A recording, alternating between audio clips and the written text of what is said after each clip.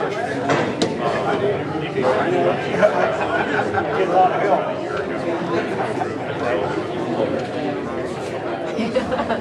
right? Absolutely.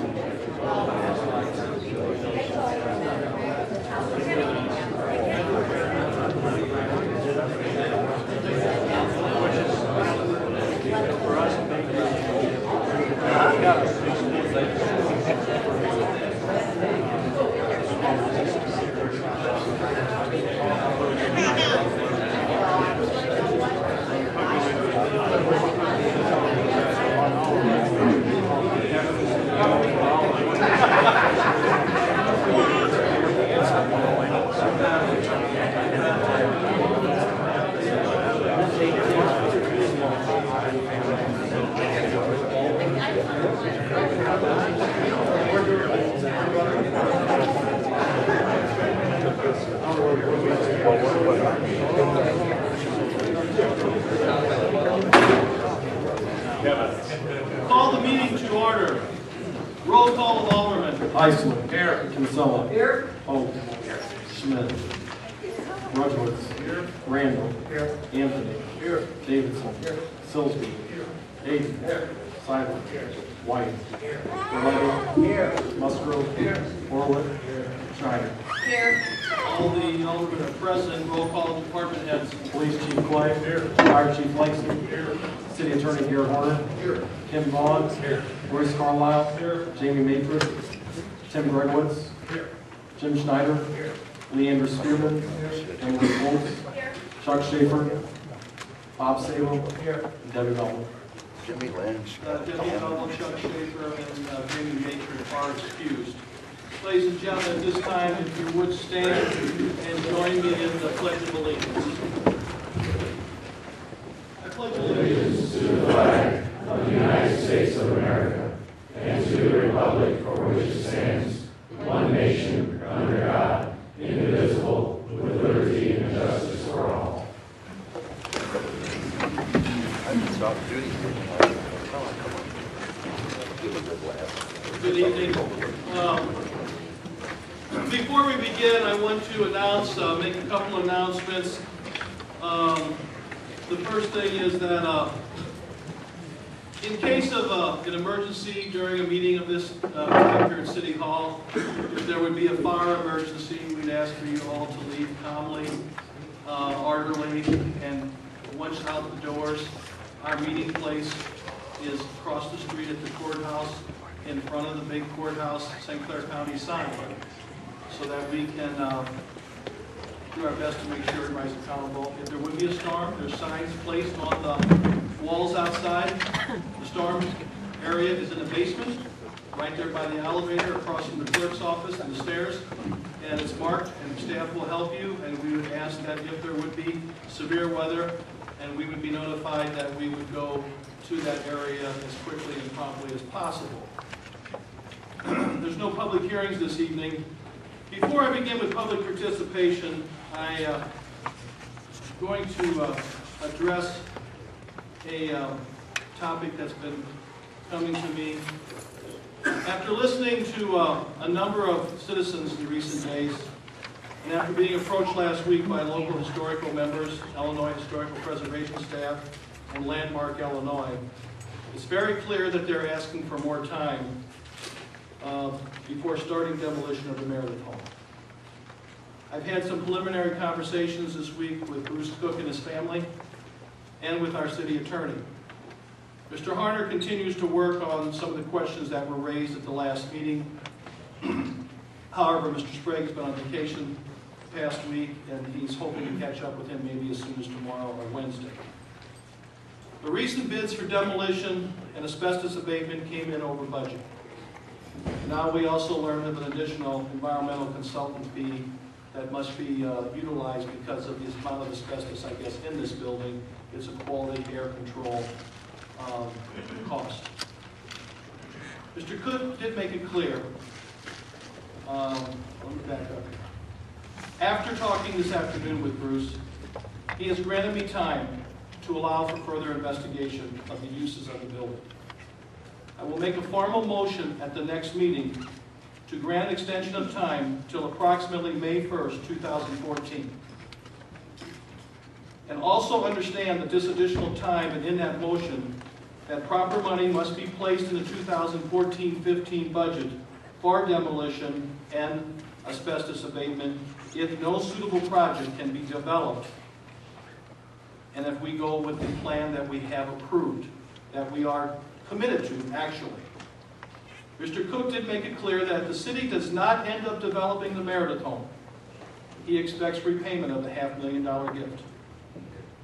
Also note that this administration is very concerned about how much money, and I just want to say this up front, how much money the city could dare invest in a private project, especially when we made it very clear that a police station and City Hall ADA are a must in the next budget year. So I hope that tonight that answers some of your questions.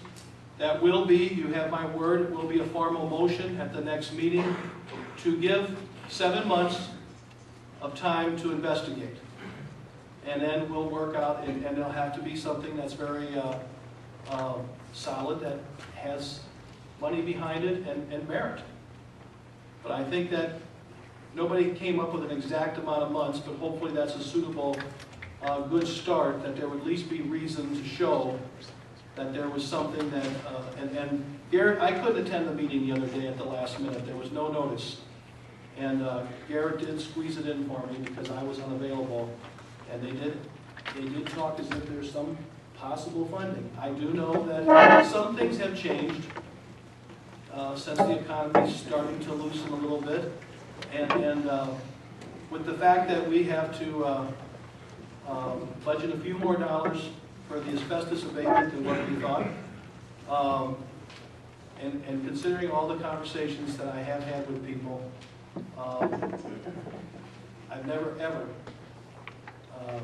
not had the interest. We tried hard 3.5 years ago to develop that property. It just didn't come together. The money wasn't there. But we'll grant this 7 months is my recommendation.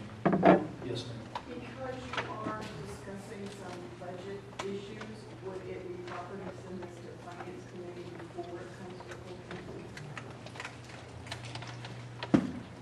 We can do that. I mean, I don't have a problem with that. And this has been an ongoing topic forever. I don't know if, because a meeting like that will be just as crowded. I think that would mean 2 meetings on it.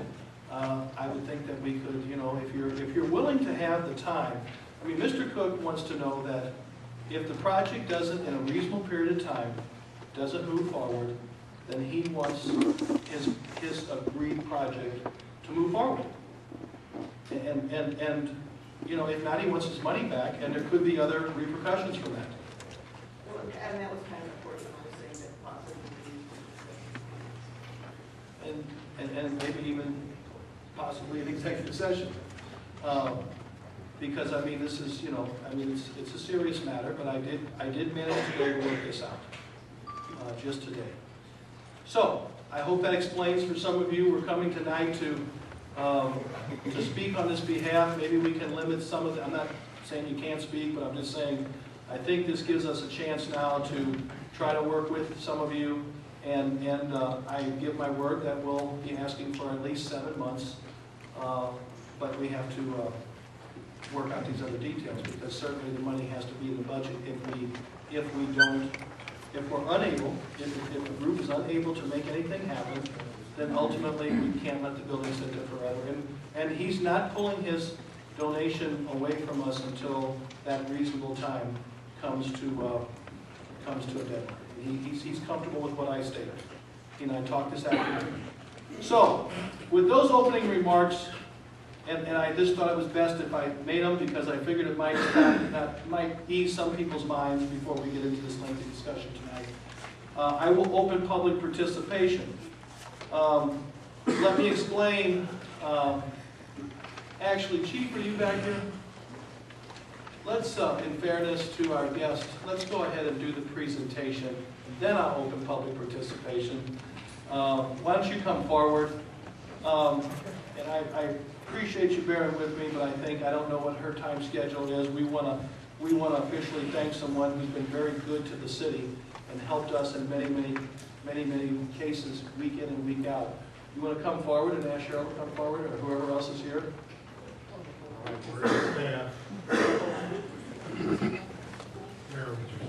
Okay, certainly.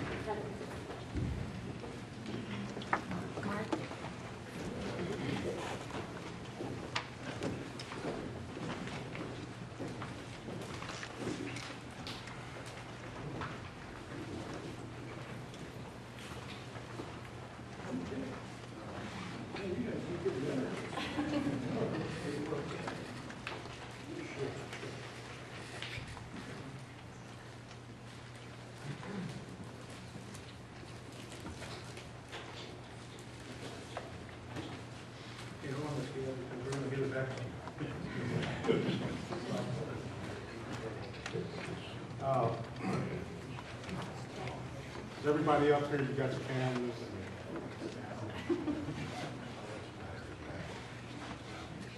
This is not long, but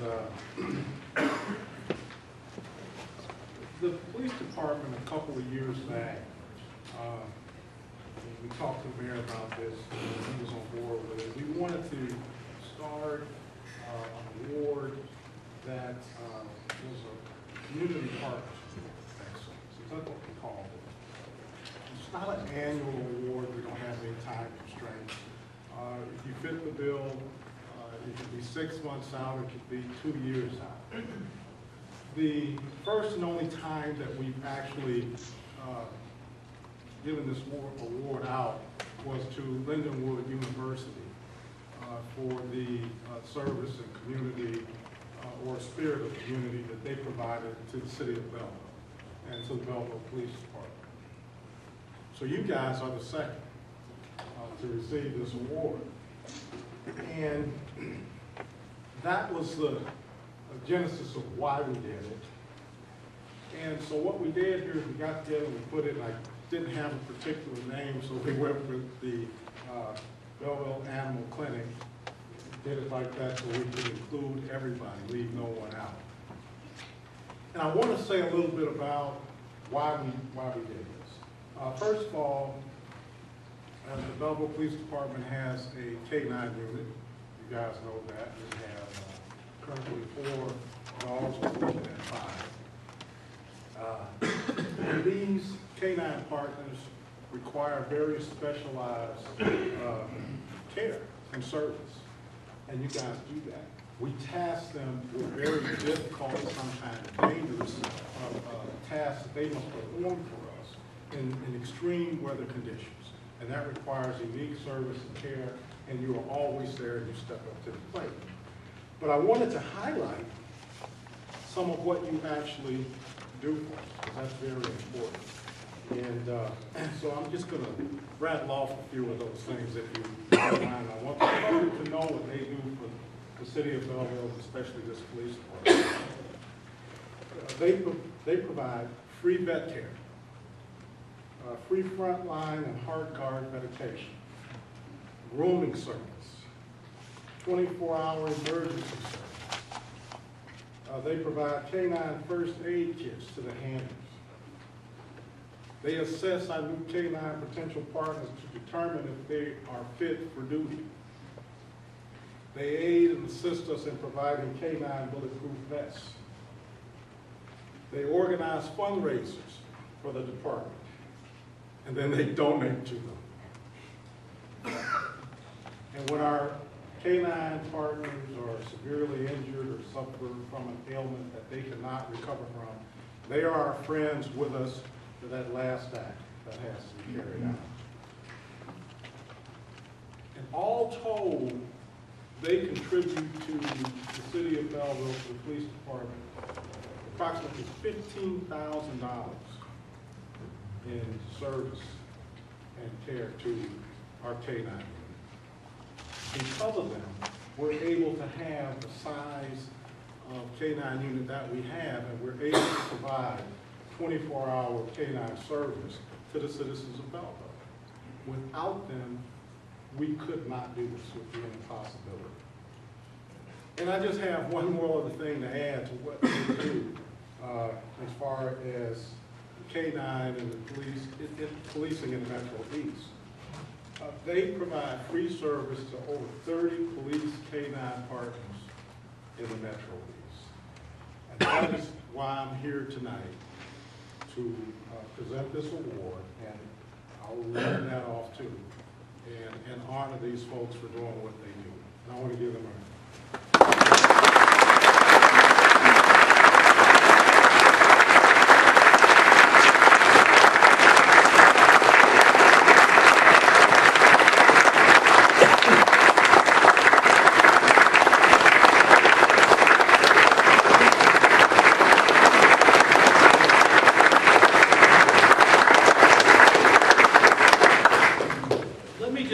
something as we present this to Cheryl and the staff. The police department's recognition tonight is extremely important, but it doesn't stop there. They also work with our unit that helps pick up strays. And when dogs are injured on the weekend and we have no place to go and animal control isn't open, they're the ones that take them and help us and help those strays that we might not even know who the owners would be. They have opened their services and their care immensely to our citizens and their canine friends and cats as well. And they have also been very instrumental in helping us with the dog park, raising funds. Just recently, I think now with the marquee that's over there. And they've been a partner with the Parks Department, Health and Housing, who handles our animal control. And it just goes on and on what the Belleville Animal Clinic does for the city of Belleville. So I told the chief when he told me what his intentions were, I said this is fabulous, but it does go so much deeper, and we do thank all of you. Thank you very much.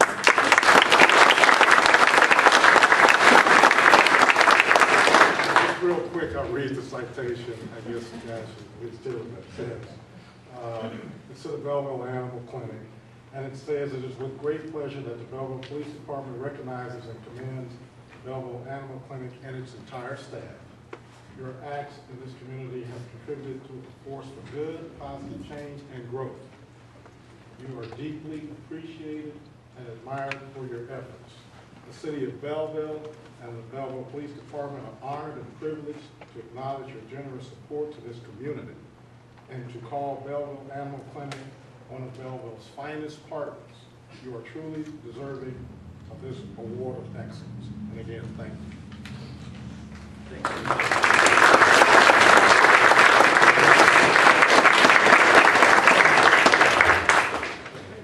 You want to say anything, Cheryl, or anybody? too much. Man, you got choked up.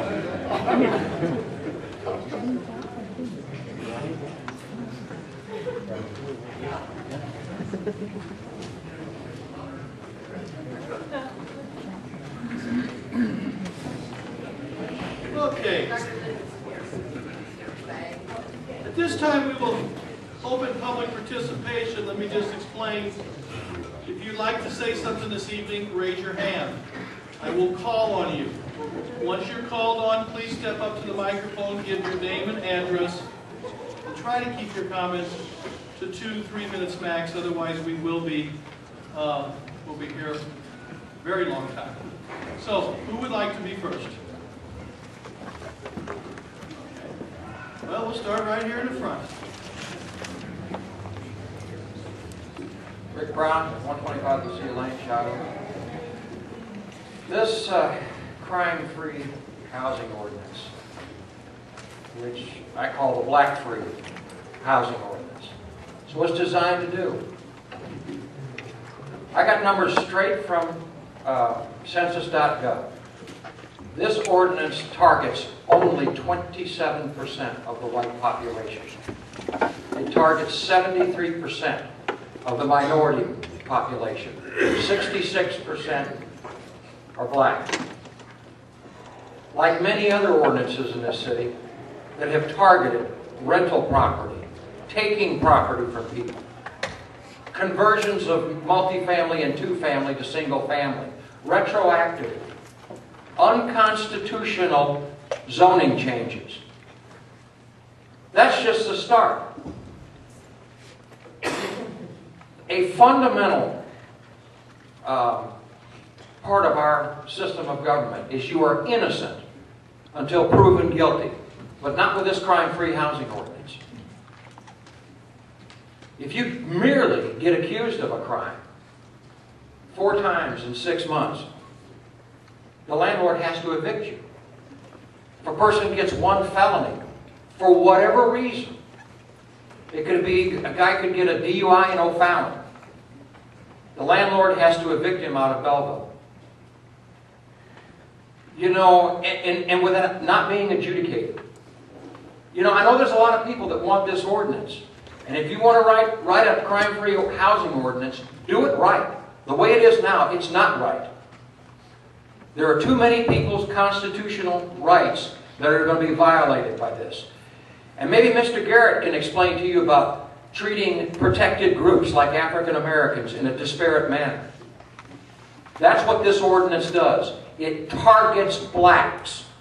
Just like when 60 Minutes was here 3 times before, and Belleville never having a black employee ever until the early 1990s. Thank you. Mr. Betts, you can be next.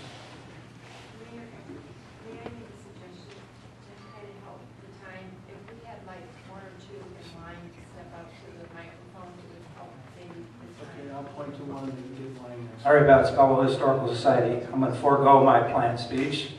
I'm going to thank the mayor. I'm going to thank Mr. Garrett, anyone else that was involved in the decision to put a moratorium on action on the Meredith home. We prefer to call it the Hotel Belleville.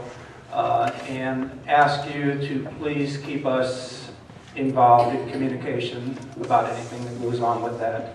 And we will in turn keep you involved in our communications. Thank you very much.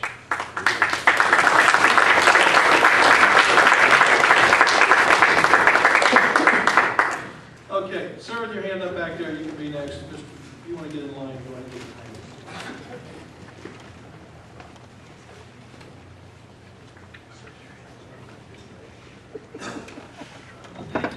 I have a note for... Can you give your name and address, please, sir? My name is J.J. DeRuis. And what else did you want? Your address, please, for the record. My address is Swansea, Illinois. Okay. You want the home address? We prefer to have it for the record. 1525 Chesterfield. And I'd like to find in this group Melinda Holt. I have a message for her. Okay, may I deliver it to you? Okay. if she accepts it, I mean, we're not, this is just for public comment, it's not question and answer.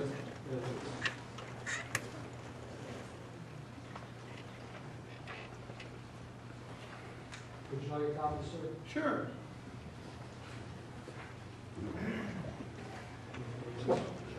Probably give one to the clerk.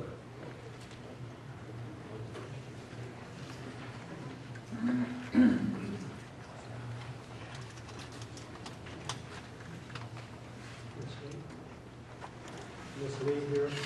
Do you have a comment yet, sir? Because we've got to move along. Okay. This particular note had to deal with the crime-free ordinance.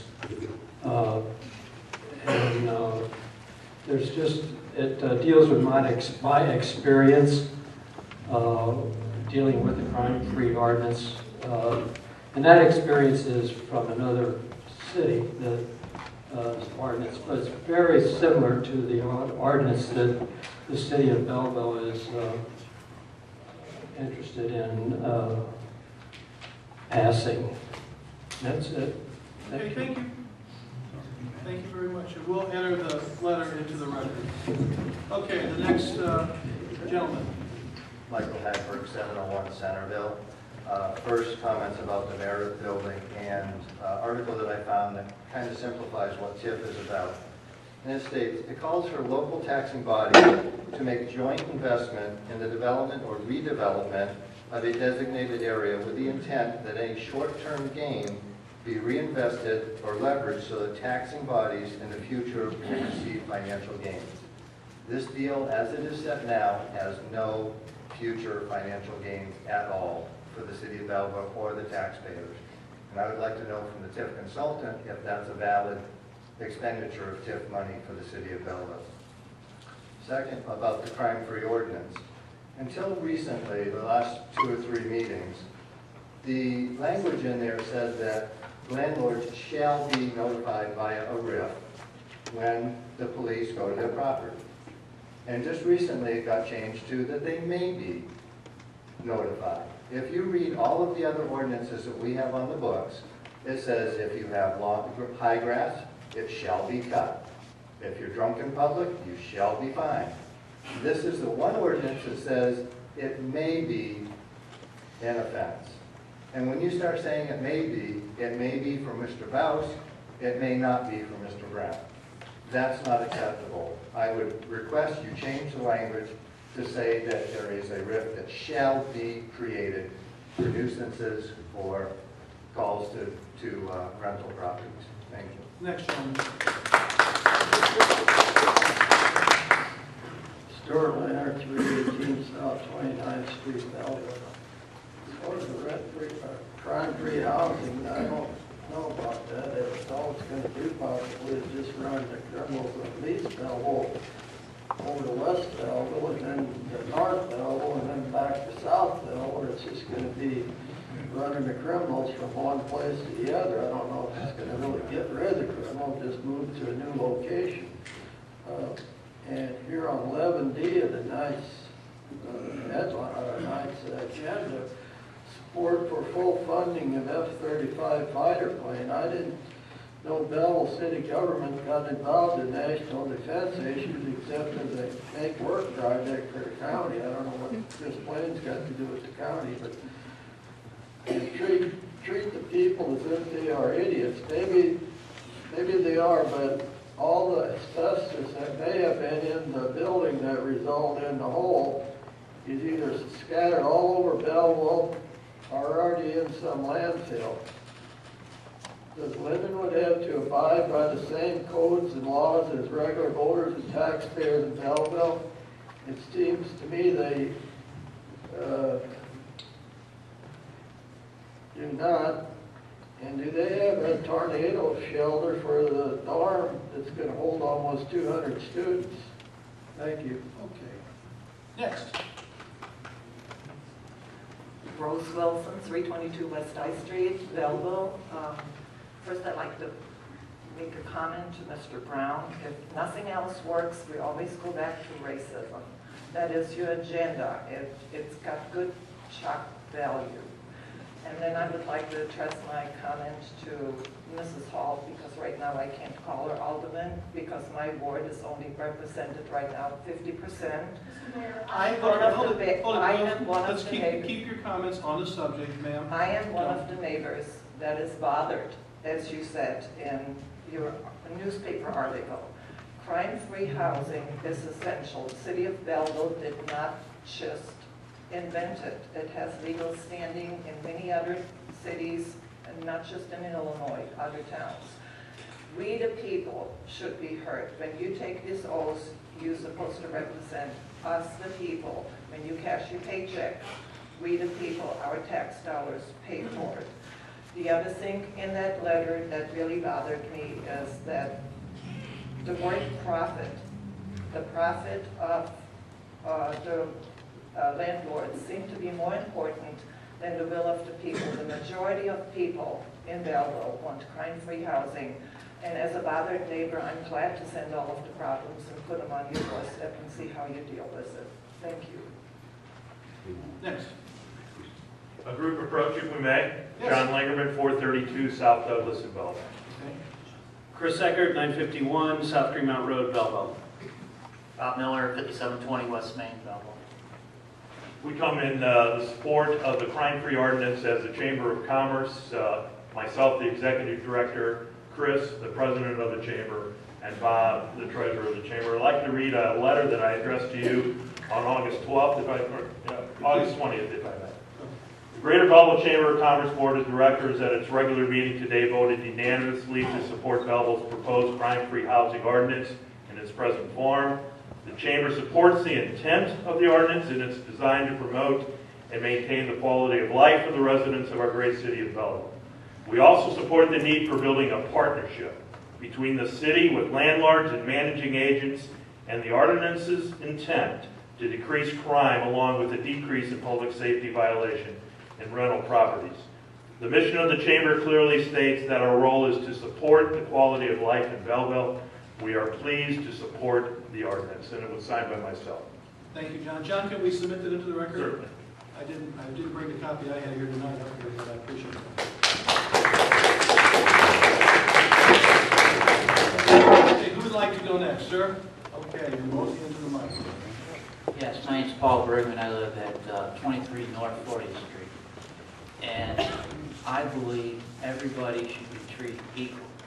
Whether you rent a place, or you're in somebody else's home, or a child off a parent, a young adult, whatever the consequence should be the same for everybody, not because they rent, or if they rent, they get penalized by this.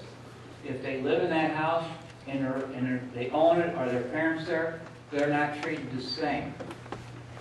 And as far as going after the landlord, the property owners, if people who own the property, if you're going to go after them, then it should be everybody, not just the landlord, but property owners. But I believe you should deal with the activity and the behavior accordingly, not because they're renting or they're living there. Because if I commit a crime in my father's house, the same as a renter in a renter's house, why should one be treated differently? Thank you. Anyone else?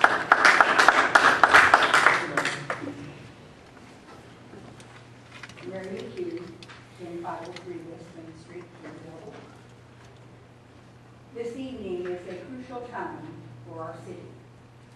Our city council has the opportunity to partner with our policemen and women to give them the tools to eradicate pockets of crime that have tarnished the city as we go.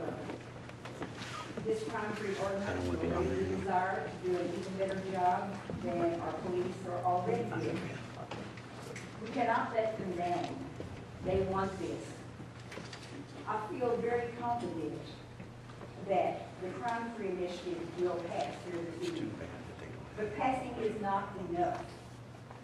The policemen and women who give their lives every day, they need a 100% vote here tonight. give the criminals a shout out, we're coming. Some council members have already voted against our police because they didn't get their way in some ordinances, even though they won for election for reducing crime.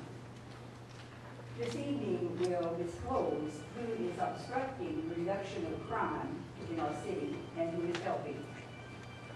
Council members, the concerned citizens and the caring landlords want crime-free.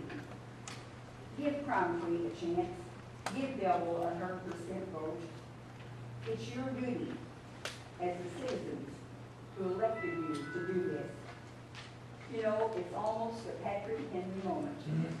Give me crime-free or give me death in Belleville. God bless us all for this endeavor.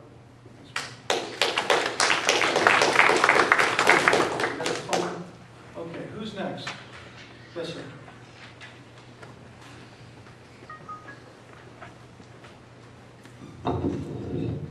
Rick Ortiz, 506 South Charles, Belleville. I just wanted to thank all of you for giving us that extension on the Meredith home, and we don't want to waste a minute of that. So who will our contact be? We have some people that are interested, possibly as investors. You contact my office. Okay, that's great. Well, thank all of you. Okay. Yes, ma'am. I don't know, I always call people. My name is Donna Lano. I live 1407 West Day Street. I'm a ex-Ward 2 alderman. I am also a mother, and I'm also have many certifications with the state, but one of them is a reading specialist. I looked at the ordinances for the crime-free housing, and I noticed that a lot of the language has been pulled from Ferry Heights, Collinsville, and O'Fallon. I have no reason why we cannot do that here in Belleville without having to be a constitutional issue.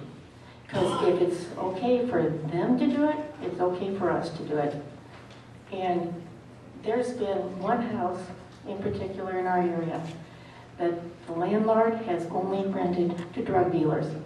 We get one group out and we get another group coming in.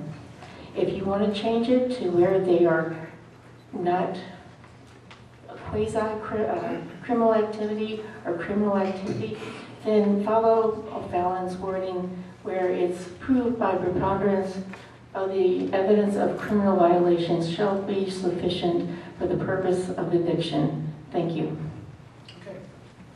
Would anyone else like to speak? We got a lot on the agenda, so yes, sir. My name's Kevin Fernandez, 711 Out Bend Street. And I was here at the last meeting.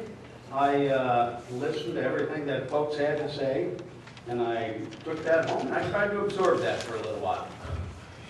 And I think I come out to the same conclusion that, understandably, no one wants to see a decline in their towns, neighborhoods, and thereby a decrease in their property values.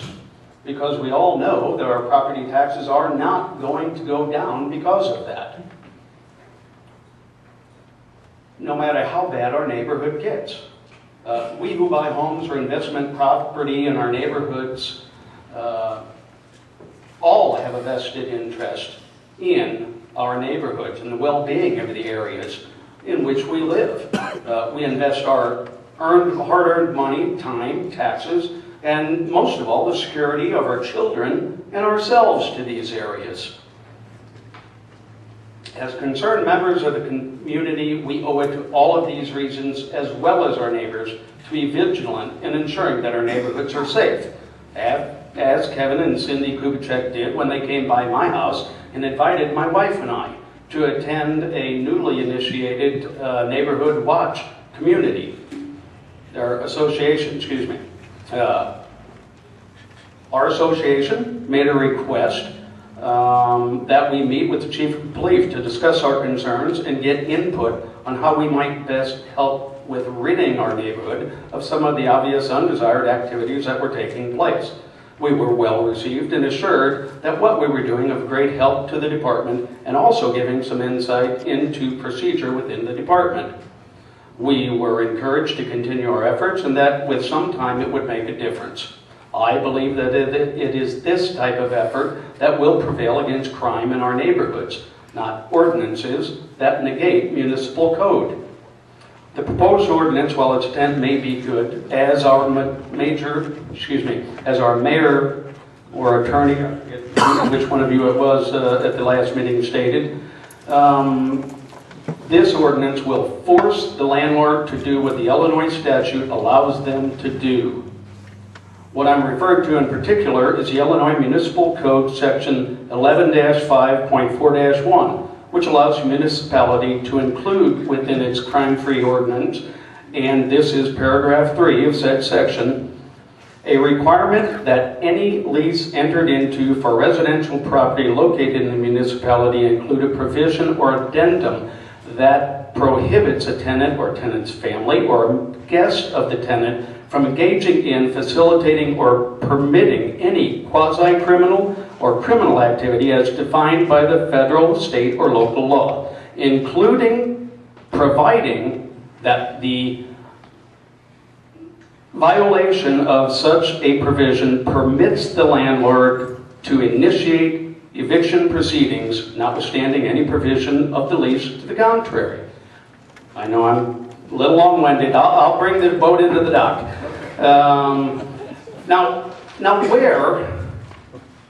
Nowhere in that paragraph does it state that a municipality can force a landlord to initiate eviction proceedings, but rather that it can permit the landlord to initiate eviction proceedings.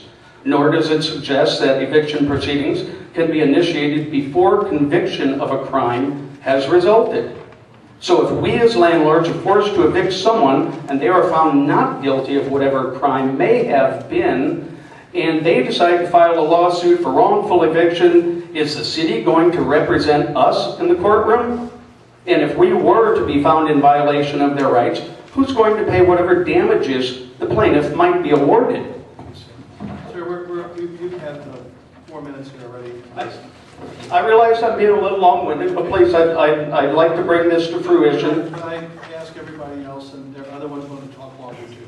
So I appreciate it, but I'm going to have to ask you to cut it off there, okay? Okay? In fairness, otherwise I give everybody 5 minutes. How many other people want to get up and talk? Sir, or allow me to? Sir,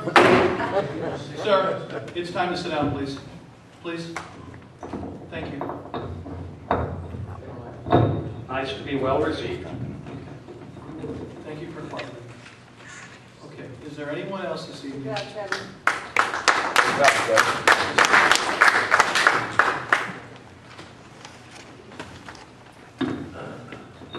Mr. Mayor, Alderman, citizens, I'm John. I'm a landlord.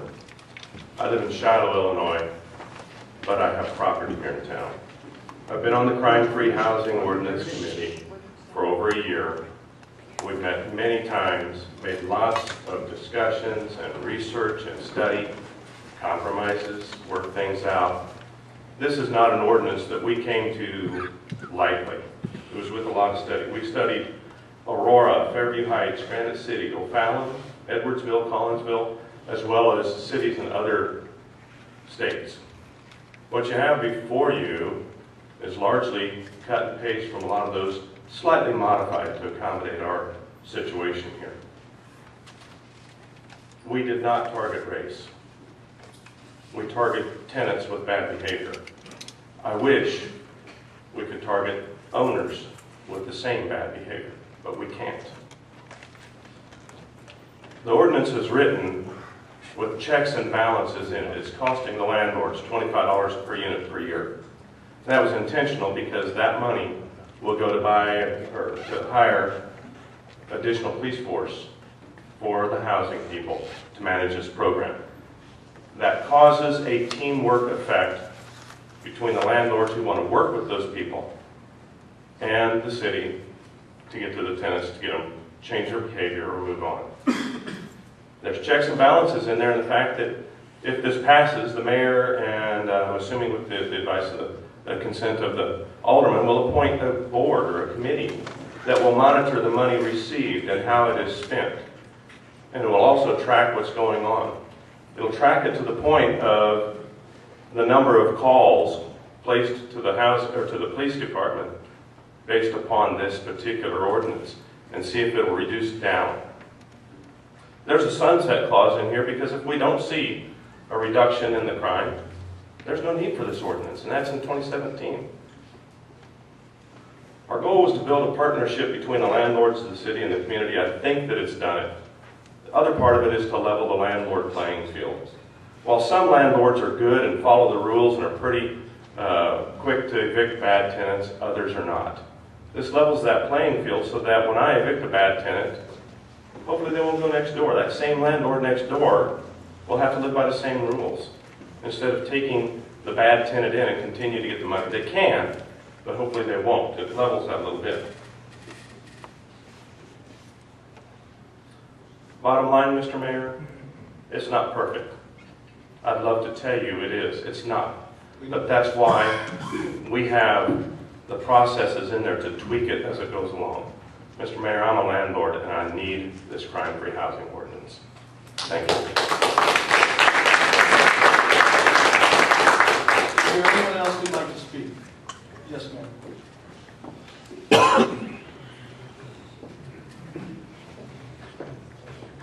George Schreiber, 27 South 10th Street. I'm not going to read this verbatim, but Mr. Fernandez, and I know Stan Bransky is somewhere here in the audience, amazing landlord, loves his properties, takes care of his properties. There are landlords that already do background checks on tenants before they're going to let them sign a lease. We're putting them in a position of risking 2 to 3% of their gross income as their livelihood. They're already getting stuck with sewer bills if they have problem tenants, so they're very careful. I just think it's a shame to punish an entire portion of the community just because there might be a problem with some. And I don't see where this ordinance gives us the power to fight crime that we don't already have laws against crime. Like I said, I don't want to read this off verbatim, but there's a lot of good landlords in this town that are going to be either run out of town or if they get sued, then what recourse do they have to recoup for being forced to do something unconstitutional in which they're levied fines in court? Thank you.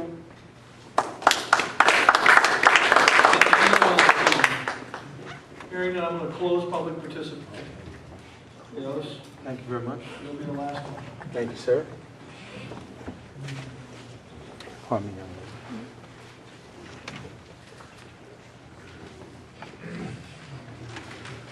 lady. Leo Scriven, 305 North Charles Street, Belleville, Illinois. Again, I say to this honorable mayor, this honorable committee, this crime bill is not going to be a panacea. Let's go back and reflect for a minute. Belleville is known for lacking minority participation. We have a housing unit that's a good old boy club over there. There's no African Americans. Again, we don't even have a paving pusher. If you're going to invalidate this thing, when you drafted up this crime-free, you should have some minorities on the board. This is all unilateral. It's one-sided. It's not going to cure nothing. We're going to be the laughingstock of America because this is ridiculous. It's infringing on people's constitutional rights. You're sworn as aldermen to represent the Constitution. More people are concerned about getting elected, about their constituents. This is a situation where we're guilty until we prove ourselves innocent. I don't even think the 20th Judicial Circuit Court, those judges are going to go along with this. This is totally asinine. I understand we have concern about crime, but drugs is permeating our society. You got these young men, African Americans, who feel as though they're going to be targeted by the police officer. Just because we got a black police chief, that don't mean anything. Just because we got a black alderman, with who they call Go Along with Johnny, that don't mean anything. You got to do what's right for the people. And what is right for the people is honoring the Constitution. Mayor, we have 311 city employees. Only 24 is handpicked and African Americans. You know, black people here feel disenfranchised. You know, they don't have no jobs. You guys don't care about the homeless people. You always say, not in my backyard. Now you're going to run the good landlords out. You're going to compel them to evict people. You got a great police staff here already doing their job. This is going to cause more harm than good, because for one thing, it's constitutionally totally bogus. And we need to stop and think. If you're really serious, we need to do something for the young people, the homeless people, and trying to do something possible. Passing all these laws just because Granite City is doing. Granite City is known for being racism, Klan territory. These people who are doing these things, look at it. Look where it originated from. You don't even have a black housing inspector over there in that department, but you want to validate this because every time we come here, you don't have no minorities. You only have Caucasian people making these rules that's trying to hurt minorities. And I'm all for what's right, I'm all for situations, but I'm a landlord and a homeowner, and I've been selectively persecuted by these police officers over there. And even though my complaints come back valid, you never do anything. You give them a slap on the wrist, but if I steal a bubble gum, you want to give me natural life. These officers over there, you need some integration in this thing. You need some good racial harmony groups that's really going to work together. And I'm bringing this to a close, but I'm telling you, this is not going to be no panacea. And anybody who's voting against this thing is taking away our rights. It's too offensive, being too paternalistic, too big brotherish. Look at the city hiring practices. You're not trying to get no qualified African Americans here. And you're not going to try to get anybody here. And open housing, you got all polices. And that's all police oriented. When are we going to get some African Americans here? We're paying taxes. You know what this is? Taxation for minorities without representation. So now you're going to hurt the renters, but the homeowners, they're going to get a free ride. This is not going to hurt the cooks, people who own their own houses. This is going to hurt the poor people. Why don't we wake up and smell a coffee? We're all God's kids. Let's do the right thing. And then arbitrarily and capriciously write a report when they want to? Come on, Mayor, that's ridiculous. So in closing, I'm going to say this. Anybody who vote for this, there's going to be a lot of problems. You're going to create more problems than you're resolving. And if you look at the city of Belleville, and with the increase of minorities here, you got people that came out here from East St. Louis to try to better their lives and not try to bring crime here. So let's not try to put a boogeyman thing or a black face on crime. But let's try to do the right thing for everybody. And Mayor, why don't you do something for the minorities and hire some people? And there's some qualified African Americans out there. Thank you for your time. I wish you all the best in all your endeavors. But anybody who's voting for this is taking our constitutional rights. And I don't know when this thing's going to stop. God bless you. I'm going to close public participation and move into the meeting. This time we have the regular city council meeting held minutes of September 3rd, 2013. What's your pleasure? Your Honor, I'd like to make a motion to receive and file the regular council meeting minutes September 3rd, 2013. So moved, Your Honor. Motion by Alderman Heisler, second by Alderman Kinsella. Do I hear discussion? All in favor of accepting these minutes and having them filed signify by saying aye. Aye. Opposed? Motion carries. At this time, I ask for a motion to approve the special city council and planning commission meeting that was held August 21st, 2013. Do I hear a motion? Motion by Alderman Seibert, second by Alderman Schmidt. Do I hear any discussion on those minutes? Hearing none, I'd like to ask for a vote all in favor of approving those minutes, signify by saying aye. Aye. Opposed? Motion carries. Claims, payroll, and disbursements. What's your pleasure? Your Honor, I'd like to make a motion to pay the claims, payrolls, and disbursements. So moved, Your Honor. Motion by Alderman Heisler. Do I hear a second? Second by Alderman Kinsella. Do I hear discussion? Roll call. Heisler. Aye. Kinsella. Aye. Holt. Aye. Schmidt. Rudowitz. Randall. Anthony. Davidson. Sillsby. Hayden. Seibert. White. Galletti. Musgrove. Orlett. Jonathan. Aye. Motion carries. I ask that we do the next two together, a housing report of cash receipts for fiscal year 2013 and 14, and the treasurer's report, City of Belleville Fund, and statement of cash investments for August 2013. What's your pleasure? I move we approve both. Got a motion motion to accept them, to approve and to accept them by Alderman Kinsella, second by Alderman Heisler. Any discussion on those reports? Yes, sir. One question. The difference between, I'm referring to the cash receipts, the differences between the May, June, and then July, August receipts for sewer tapping fees. Looks like a large disparity between those particular months there. don't have it in front of me, don't you, off the top one? Was there, I don't know if there's a project, are you looking at? And we moved from 19,375 in May to 31,850 in June, back down to 18,525 in July, and back up to 32,175 in It August. would just, Royce, it would just depend on the project, right?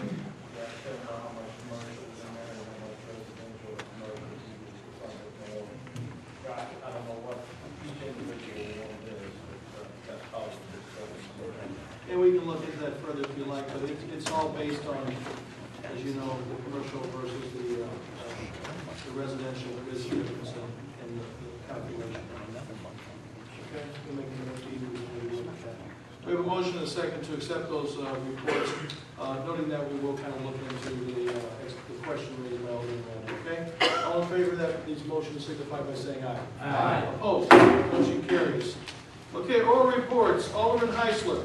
Yes, Your Honor. On behalf of the Master Sewer Committee, I would like to make a motion to approve the long-term control plan, Phase 2, change orders 6, 7, and 8 from air, plumbing, and heating for a total of $9,634.98. So moved, Your Honor. Motion by Alderman Heisler, second by Alderman Hayden. Any discussion on this request? Roll call. Heisler. Aye. Kinsella. Aye. Holt. Schmidt. Redwoods. Randall. Anthony. Davidson. Silsby. Hayden. Seibert. White. Galletti. Musgrove. Orlett. Schneider. Aye. Motion carries. Alderman Seibert. Yes, Your Honor, I have 5 motions. I'd like to read them all as one. Any objections? Proceed. Motion to approve installing a street lights on South Douglas in the amount of $9,465. And motion to approve installing a new light between 728 and 730 Union Avenue on the opposite side of the alleyway, the amount of $7,060. Motion to approve installing 3 lights in Green Mountain Avenue, Phase 3B. The city will only be responsible for the monthly charge. Motion to approve Bob Coffey for general construction services in the amount of $39.80 per hour. Signal Hill Bike Trail reimbursable funding and West Belleville Bike Trail Tip 3. And a motion to approve scrapping of 3 trucks in the street department. So moved, Your Honor. Motion by Alderman Seibert, second by Alderman White. Do I hear discussion? I'm sorry, Mr. President, committee, if I cannot, do we ever get anything when we scrap vehicles, or we just getting them all? We get a minimal amount. It's not very much, but Does it go back into general fund? It goes back to the general fund. I don't know, I'm gonna say it's maybe $300 or it depends on the weight, et cetera. So it's not a whole lot. We have a motion, we have a second for those 5 motions coming from Streets and Grades. Roll call. Heisler. Aye. Kinsella. Aye. Holt. Aye. Schmidt. Redwoods. Randall. Anthony. Davidson. Silsby. Hayden. Seibert. White. Galletti. Musgrove. Orlett. Schneider. Aye. Motion's carried. Alderman Orlett. Your Honor, I would like to make a motion on behalf of the Traffic Committee to approve creating a 4-way stop at Reunion and Liberty Court. Motion by Alderman Orlett. Do I hear a second? Second by Alderman Hayden. Do I hear discussion? All in favor of approving this motion and have the proper ordinance drawn, signify by saying aye. Aye. Opposed? Motion carries. I'd ask for a motion to approve the mayor's letter of support of full funding for the F-35 Lightning II Joint Strike Fighter Program. Let me, motion, first of all, have we got a motion? Do I hear a second? Motion by Alderman Schmidt, second by Alderman Anthony. This request came to me from Jeff Dixon, former Senator Dixon's son, to ask, and I told Garrett I would take it to the council. What we're asking is that that we would just, like other municipalities around, I've checked Chairman Kern's office, and he's endorsing this also. I'm not going to sit here and tell you that the planes are going to be directly staying at Scott, but as explained to us, this program will create some jobs, will help the economic impact of our state, and will also indirectly or directly positively affect, we have Marines, Navy, Army, and Air Force all at, it's a joint base these days at Scott, and it will positively impact them. So we're sending, this would give me the authorization to write a letter to Senator Durbin and to Congressman Inyard in support of this project. Why are you leaving out Senator Cook? Oh, we're not. I mean, he's got one too, I'm sorry. They had asked to send one to him too. That letter, that one was reminded, came back to me that he was also, they didn't have something at first, it came back with the wrong, where it was going, so Thursday was a tough day to get this packet together, so that one probably just didn't get the packet. Okay, I'm a little bit lost what we think the impact is. Scott is not a fire issue. We won't see these stationed there. I think everything that was pointed out to us, there's a major impact of one duty to another supporting them. They refuel them. They send equipment to back them up. They will, have the men and women who are in these programs will many times ask Scott for other things, working in Transcom or Air Mobility Command, supporting these missions. Basically, nothing moves in the world that isn't handled at Scott Air Force Base. So That's true, but the fire mission is but my point is, they asked for a letter of support. I don't think the program is going to, anytime they believe we can embellish something, strengthen something, in the days when there's possibly future BRACs ahead or who knows what, it just seems like a good thing. If you don't wish to vote for it, I respect that. I just don't think it's in our reasons. Okay, well, that's, I was asked to bring it forward, and I brought it forward to you. Any other comments? Yes, sir. Yeah, who were you asked by? I said I was asked by Jeff Dixon. And is he employed by the military or by a contractor or? I believe he's actually works to. I'm actually not sure who his particular employer is. Okay, well, But Jeff's you're been. basically asking us to do a lobbying effort on a program we don't have enough information about. I'm asking if we wanted to allow me to send a letter of support like other mayors around here have, and the county chairman, for a program that they believe does have some value to Scott Air Force Base. Once again, if you don't want to, that's fine. Okay? Yes, sir. Who's building the F-35 and where? That's a good question, and I take it from what I'm reading between the lines. I don't know if it's being built here in Illinois, if it's in the Chicago area or whatever. But when you read the one thing they talk about here, they talk about over 2,000.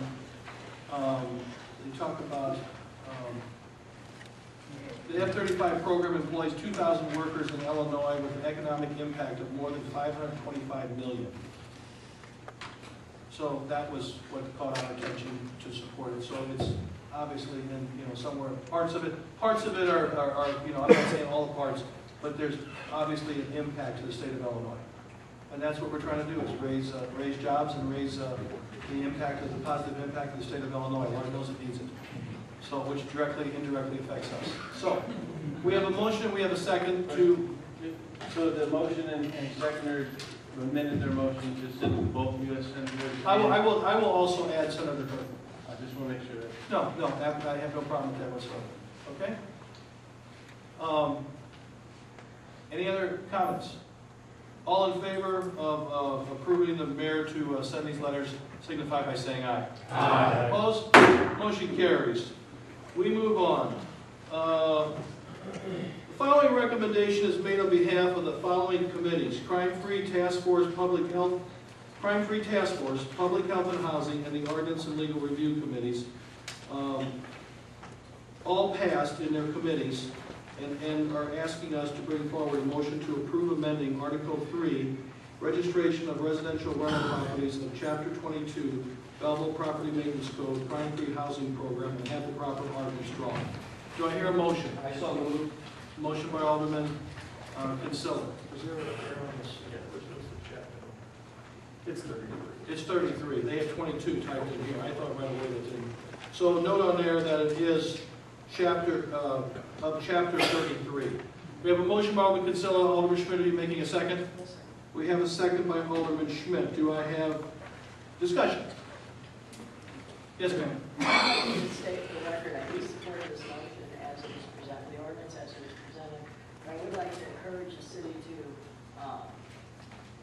consider that we do use this as an opportunity to up some of our minority hiring, and make it, be looked into? Well, we will continue as always, but we're very serious about that. I understand that, I just wanted to. Yes, sir, Mr. White.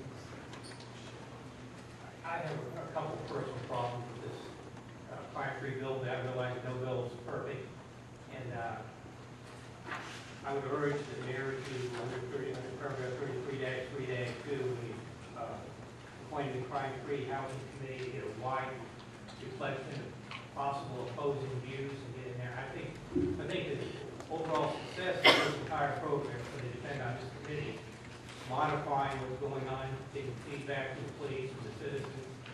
And this is going to be a turning point if this thing succeeds or not. And I have one second point, if you don't mind.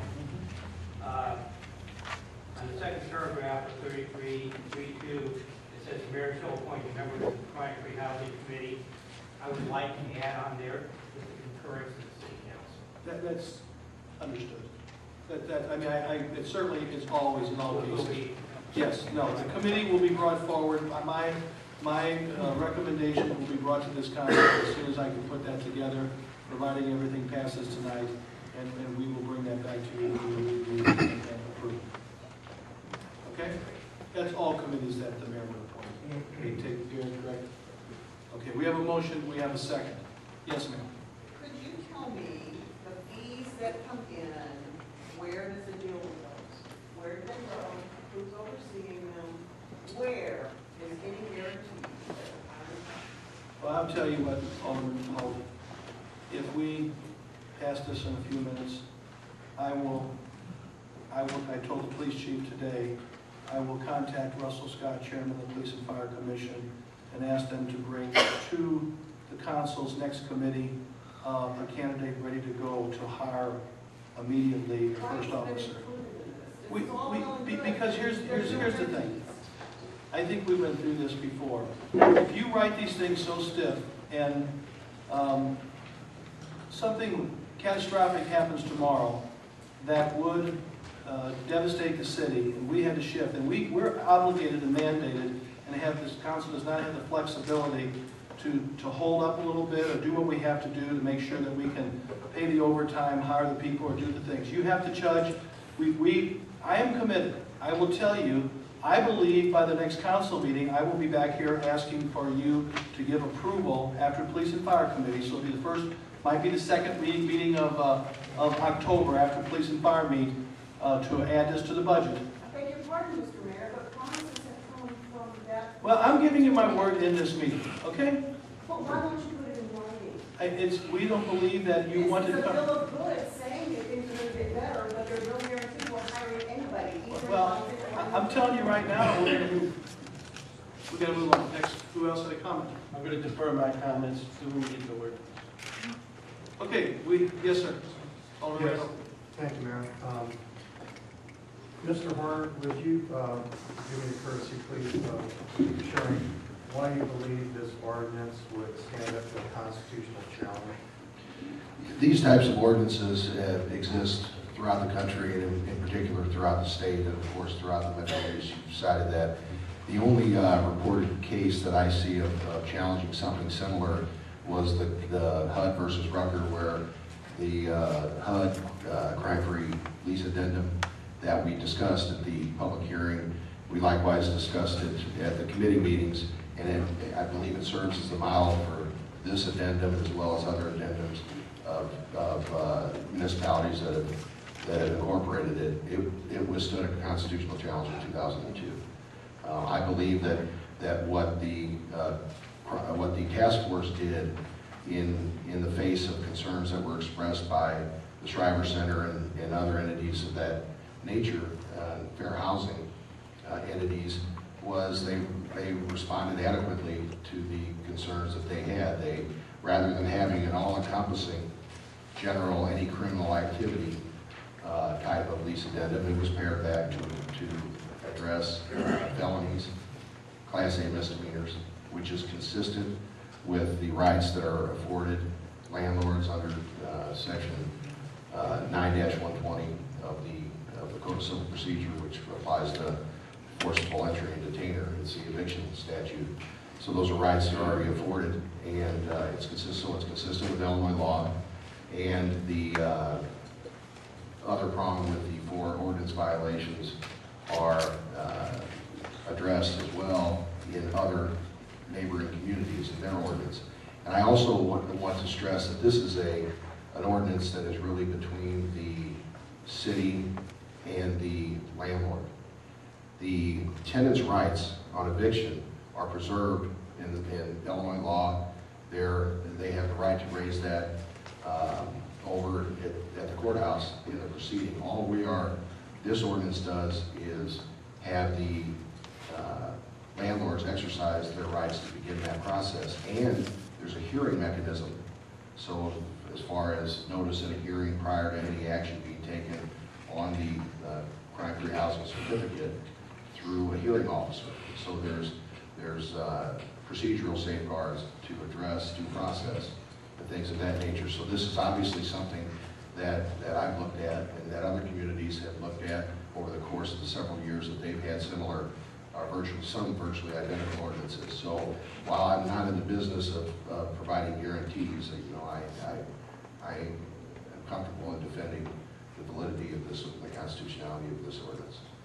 Follow-up question, Mayor. Mr. Mark, could you please provide a couple of examples of Class A misdemeanors? We had that. I can look up some of them that we discussed at the Ordinance and Legal Committee, but it sometimes will depend upon the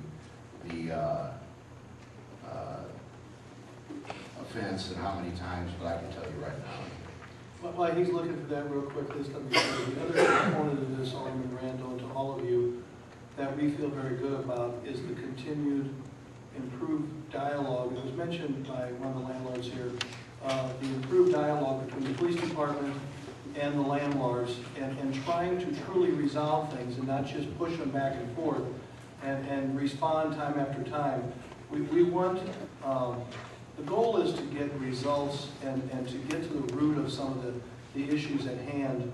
And I think the extra officer, the extra staff that this ordinance will allow us with the fee, a little bit extra help, I think we're going to be able to better partner. The chief's already been trying some things really in recent days, and we've been working on some particular challenges that have come to the department from certain neighborhoods, and we've gone in there and worked one-on-one, and I think we've proven we can make a difference. And I think we've got a few people present here tonight that know what I'm talking about. So we're out to, if people are breaking the law, they're going to hear from the police officers. But it's about communication as well. The examples in Illinois that, for instance, of Class A misdemeanor are battery, DUI, possession of marijuana in excess of 10 grams, possession of firearms, reckless driving. And again, this ordinance addresses this type of criminal activity or felonious criminal activity at or near the rental unit.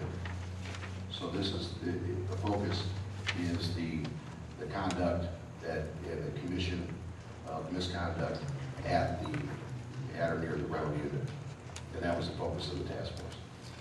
So in summary, what you're telling me is that in compliance with both State of Illinois Municipal Code as well as federal HUD code, that we'd be in good standing. Well, drawing the similarities, we're not subject to this. HUD's purpose was through a Section 8 voucher program, but they actually, the case that addressed the HUD crime-free lease addendum, which was much broader. It was any criminal activity and some activity that would be criminal. Drunkenness, for instance, in the rental unit is strictly prohibited under HUD.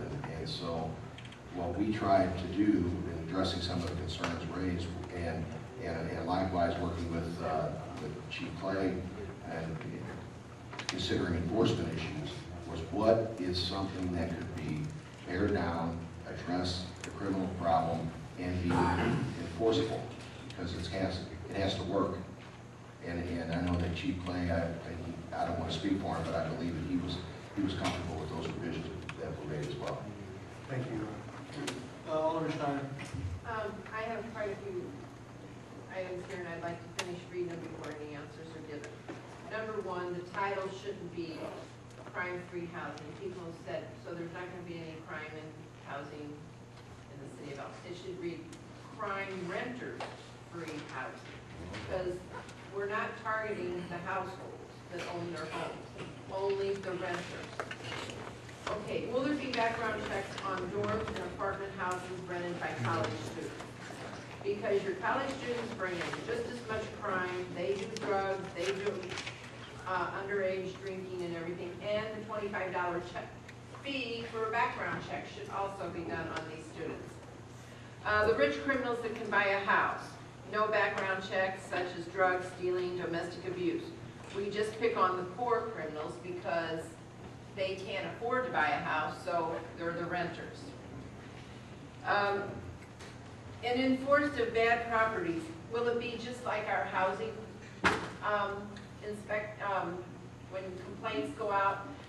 I have a house over on East Bell. I have a house on Michigan. Michigan, it's been 12 years. East Bell, I'd have to pull it out. It burnt at least 3 or 4 years ago, and nothing has been done. We have 2 officers now, 1 retired police officer and 1 retired officer still has credentials. When we put an officer in, I'm hoping not going to take a well-established officer like we have from the police force and put it in the ordinance. Because then it's just that if they want to retire, then that's the way it is. We need just a regular officer on this that's learning, not a seasoned one that's been an officer for a while. So we are saying it is all right to deceive the renters by letting them think that the landlord says, here, I have so many rifts, you know what that means on eviction. They still have to go through the process. I don't think it's fair to the renters to assume, for the landlords to make the comment like, well, I have all these rifts here. And then the renters think, okay, they're going to evict me. It still has to go through the proper channels. And will we be just picking on certain landlords like we do with the housing violations now? As I said, there's a house on Bell Street that burnt out. There's a house on Michigan, 12 years. And I have a letter where, oh, we're going to recheck it in 30 days. Well, if I would have re-asked about that, that house still would not have had anything extra done to it. So is it just certain ones we're going to be picking on with this? Okay. Anyone else? Just for a point of clarity, Your Honor, the motion on the table right now is just basically bringing ordinance forward, which is specifically things that be on the agenda, item 15B, correct? The ordinance is under the ordinance portion of the meeting. I brought this forward because this has been going on for almost a year, a little over a year, and I felt it was best to have a motion that tied the results of the 3 committees that handled this, the task force, health and housing, and ordinance committee. They all passed it, and I felt that it was best to bring a motion first, recognizing that it was approved by all 3 bodies and asked to have the ordinance drawn, even though it is present here tonight, and everyone was well aware it was going to be. So at this time, we have a motion, we have a second. Yes, sir. I just wanted to know, Your Honor, what support staff, if any, aside from a police officer, is going to need to be hired to enforce this ordinance? We're in the process right now. Mr. Sabo and I are talking. He's got a recommendation to not necessarily hire anybody new, is it, Bob, but kind of adjust some of the duties and increased duties of some of the clerical help that are there, because it is going to change some of their responsibilities. But we're going to try this not to hire a new person initially. We may come back to you after a while and tell you that we really need another person, but we're trying to go slow and work into it is our goal. Okay, so we have a motion, we have a second. Yes, ma'am. I have a question. Mr. Warner, would you clarify when this type of ordinance was challenged, which portion of it? The right of the landlord to require his tenant, or the relationship between a municipality and a No, the case that I referred to involved HUD, and it was challenged to their crime-free lease addendum. So that really has nothing to do with us, because we. Well, it's the most similar thing that I could find. There has not been I'm not aware of a case that challenged it successfully, that challenged the crime-free housing ordinance successfully. The case to which I refer was a challenge to a HUD crime-free lease addendum, and it's that very crime-free lease addendum that served as a model, is my understanding, to the crime-free lease addendum that's referenced in here, and several other municipalities who enacted crime-free housing ordinances. Okay, so if I understand this, a tenant is a problem with which to call, the landlord is notified at several times, at which point the landlord is required to tell the tenant, hey, you get out because of the lease you signed. However, if the tenant is a bad guy, he may, as is his right, protest that. Where do we then, as the city, stand with the landlord if the landlord is in court with his tenant who is fighting the eviction? What the ordinance requires is that the landlord, owner, or managing agent take reasonable steps to remove the tenant. Now, that's initiating the action. Now, if there's an eviction action that is filed and there are defenses raised by the tenant, then you have to wait for that process to go through. The requirement of the landlord is to take the reasonable steps. So as far as the neighbors are concerned, nothing has changed. The bad guy is still there, it could take, who knows how long. But I think everybody who, and I had the good fortune of attending the public hearing and the ordinance and legal committee that addressed this, and I know that Mr. Bowles, who's here tonight, gave some very good examples of how crime-free housing worked short of an eviction proceeding. You know, I think the landlords themselves that deal with it and spoke and thankfully participated in the task force, I think addressed the issues and the effectiveness that they've seen, and I believe that they spoke about it again tonight. But there are obviously not all these instances go to eviction proceeding. You know, maybe something that's negotiated, maybe something that's addressed between the landlord and the tenant, short of that. Okay, we have a motion, we have a second. Roll call. Heisler. Aye. Kinsella. Aye. Holt. No. Schmidt. Aye. Rudowitz. Aye. Randall. Aye. Anthony. Aye. Davidson. Aye. Silsby. Aye. Hayden. Aye. Seibert. Aye. White. Aye. Galletti. Musgrove. Aye. Orlett. Aye. Schneider. No. The ayes have it.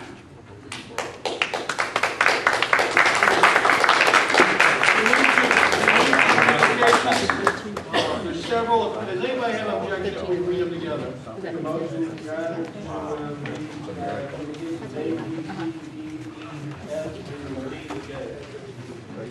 As a group. We have a motion and a second to read those communications as a group. All in favor signify by saying aye. Aye. Opposed? Motion carries. And communication from Larry Betts, President of Belleville Historical Society, requesting permission to close off the first 200 yards of East Garfield Street south from Scoot Avenue on Saturday, September 21st, from 8 a.m. to 3 p.m. to facilitate their annual Paint and Historic Belleville Plain Art Auction and Street Fair. The rain date would be Saturday, October 5th. They are also requesting 3 barricades and 3 large trash cans with lids. B, communication from Al 6, Special Events Fundraiser Chairperson for the Charity Hall, requesting permission to hold a charitable home promise 5K run walk on Saturday, November 16, 2013, starting at 8 a.m. to raise money for Charity Hall. They will use the same route as Kyra Met's Luau Winter Race and will require 2 police officers. C, communication from Joseph Nesbitt, Lancers Run for Charity Chairman, requesting permission to hold their 6th annual Lancers Run for Charity on Saturday, November 2nd, 2013, beginning at 8:45 a.m., and requesting police assistance at intersections of Orchard Drive and 161 Orchard Drive and West Boulevard.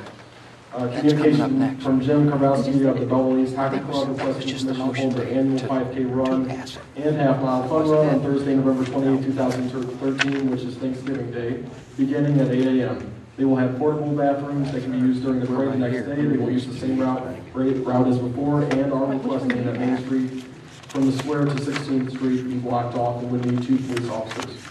E, communication from Frank Rogers requesting permission to hold a block party in the 500 block of South Missouri Avenue on Saturday, October 12, 2013, and have the street blocked off from 2 to 10 p.m. There will be no loud or live music. F, communication from Belleville Main Street requesting permission to hold their annual art and wine and walk on Saturday, November 23rd, 2013, from 5 p.m. to 9 p.m. They are requesting the use of the quadrant of the public square, and there will be no street closures. And G, communication from Optimist Club of Belleville requesting permission to hold the annual Santa Parade on Friday, November 29th, 2013 at 10 a.m. They're requesting the closing of the streets at 8 a.m. in the 17th Street area, and Route 159 will need to be closed. Motion by Alderman Simon, second by Alderman Hayden. Any discussion? All in favor of approving the communications that were just read, signify by saying aye. Aye. Opposed? Motion carries. We have no petitions, resolutions. I'd ask for a motion to read by title only, Resolution 3146 and 3147. Motion by Alderman Silsby, second by Alderman Schmidt. Would you like to vote on them separately? Well, all in favor of reading by title only, signify by saying aye. Aye. Opposed? Motion carries. A, resolution number 3146, a resolution of support for complete streets.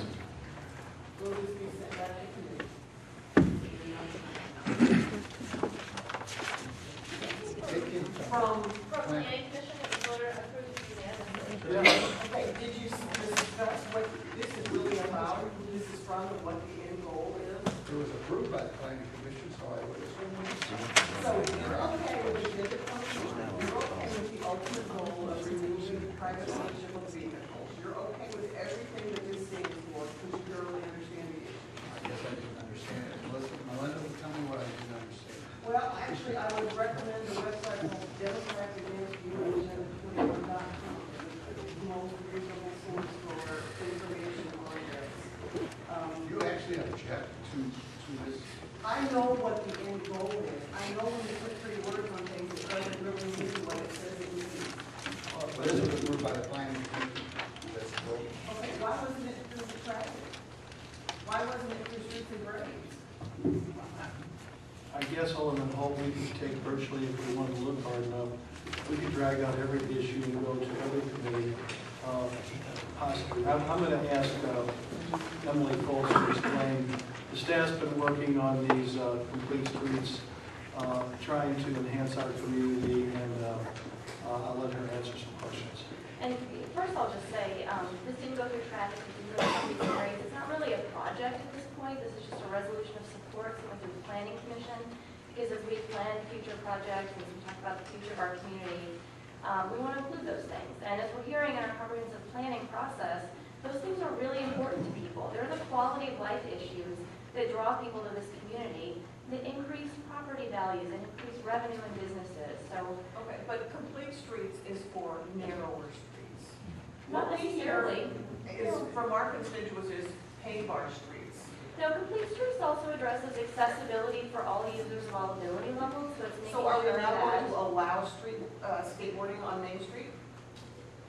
We don't allow it We don't downtown right now. allow Complete streets also addresses transit, making sure that we have a transit-friendly community, that people can easily have access to buses and to Was our metro anything lanes. mentioned about Agenda 21 in your meeting? Not at planning commission, no. Okay, so all of the information did not come before the committee, so they could not have made a complete decision because they didn't understand the whole issue. That was never discussed. What is Agenda 21? What is it? What didn't I understand, Melinda, because I was on that committee? Okay. Americans must give up the American dream and embrace the lifestyle foisted upon them by the radical left sustainability.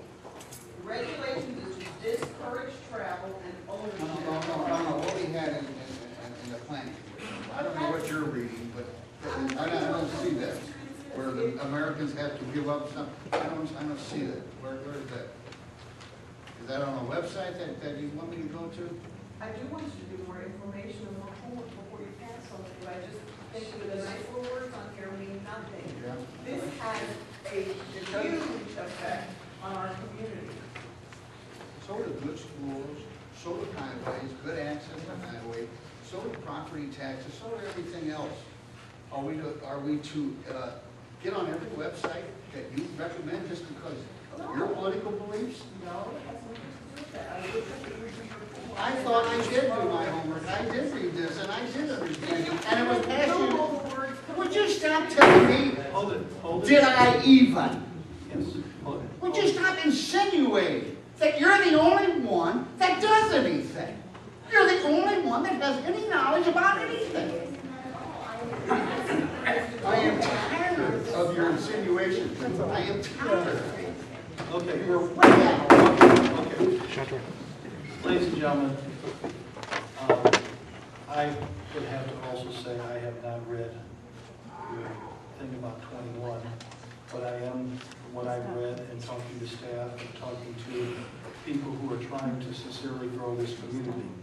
If you want to send it, if the council wants, without any further disagreement here, still got a lot of business to take care of. If we want to send it back for some more discussion tonight, I'm open to that. But Alderman White, I hear what you have to say.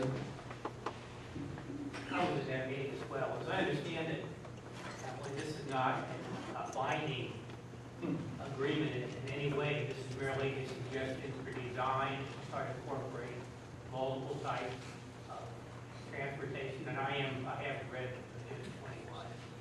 And I don't believe that this, in passing this type of ordinance, is promoting Agenda 21. I believe it is for planning purposes. In doing this passage, we are in no way accepting any kind of obligation to actually do it. It's all monetary driven. You're right. What this resolution says is that we're going to look at this in future roadway projects, but it's not tying our hand to make us do that. And you understood that, Mr. White, right? Right. It's just saying that we do. Okay. Do we have any other comments here before we? Yes, I just want to. City Engineer Tim Gregowitz. Yes, we have a roundabout that we're going to be doing at Freeburg Avenue and 13 that IDOT has adopted the complete streets idea, and we are accommodating complete streets in this roundabout design. And it is making the roundabout bigger to accommodate bicycles. What Emily talked about, increasing the transit. So we are actually using that right now, complete streets, as proposed by IDOT. As a guide, etc.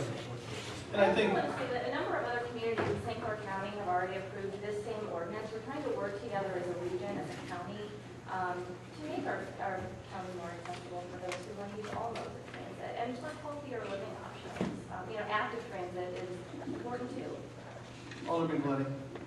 If we already have projects that we're abiding or following this thing, what's the point of the resolution? The IDOT project on Freeburg Avenue, IDOT has approved this, so we're complying with their standards. This would be a resolution of support for any local roadway projects that we do with our money. Does IDOT follow this? No, not this exact, they haven't approved this exact resolution, but they have approved a complete streets policy at IDOT, yes. Well, then if we are asking IDOT for any funds, do we need a resolution like this on file in order to get those funds?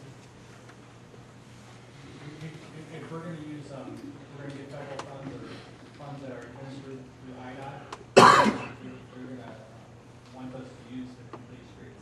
Well, I mean, doesn't IDOT's money from the state, right? State, and so they administer federal dollars also. If IDOT's going to do something here in Belleville, what does this matter? Just talking about local projects that don't have IDOT funding, don't have federal funding. This is just going to come straight from the city. Yeah, this would be something for the city if we have our own project that we want to do, and we want to, go with the complete streets ideas, then this is a resolution to support that. I think kind of a similar train of thought is, this council adopted a number of years ago that every time we tear up a street, we're trying to separate stormwater, which we know we need to do. We have to look at a case-by-case situation, which is the same situation here. It's not to say that our hands are tied and we're going to do it, but what it's saying is that we're going to look at these things and try to keep the vision to make the city more accessible and easily travel friendly, and continue to attract people who that really is important to as they choose a city. We're going to have to look at it, like I think Mr. White said it best. It doesn't tie our hands. It doesn't say we must, but it says we're going to work towards this mindset of just like we're trying to separate all the stormwater that the EPA wants us to, but we know in some cases, some projects we just don't have the money at that given moment, or we can't. So it's a goal to work towards, is I think the answer.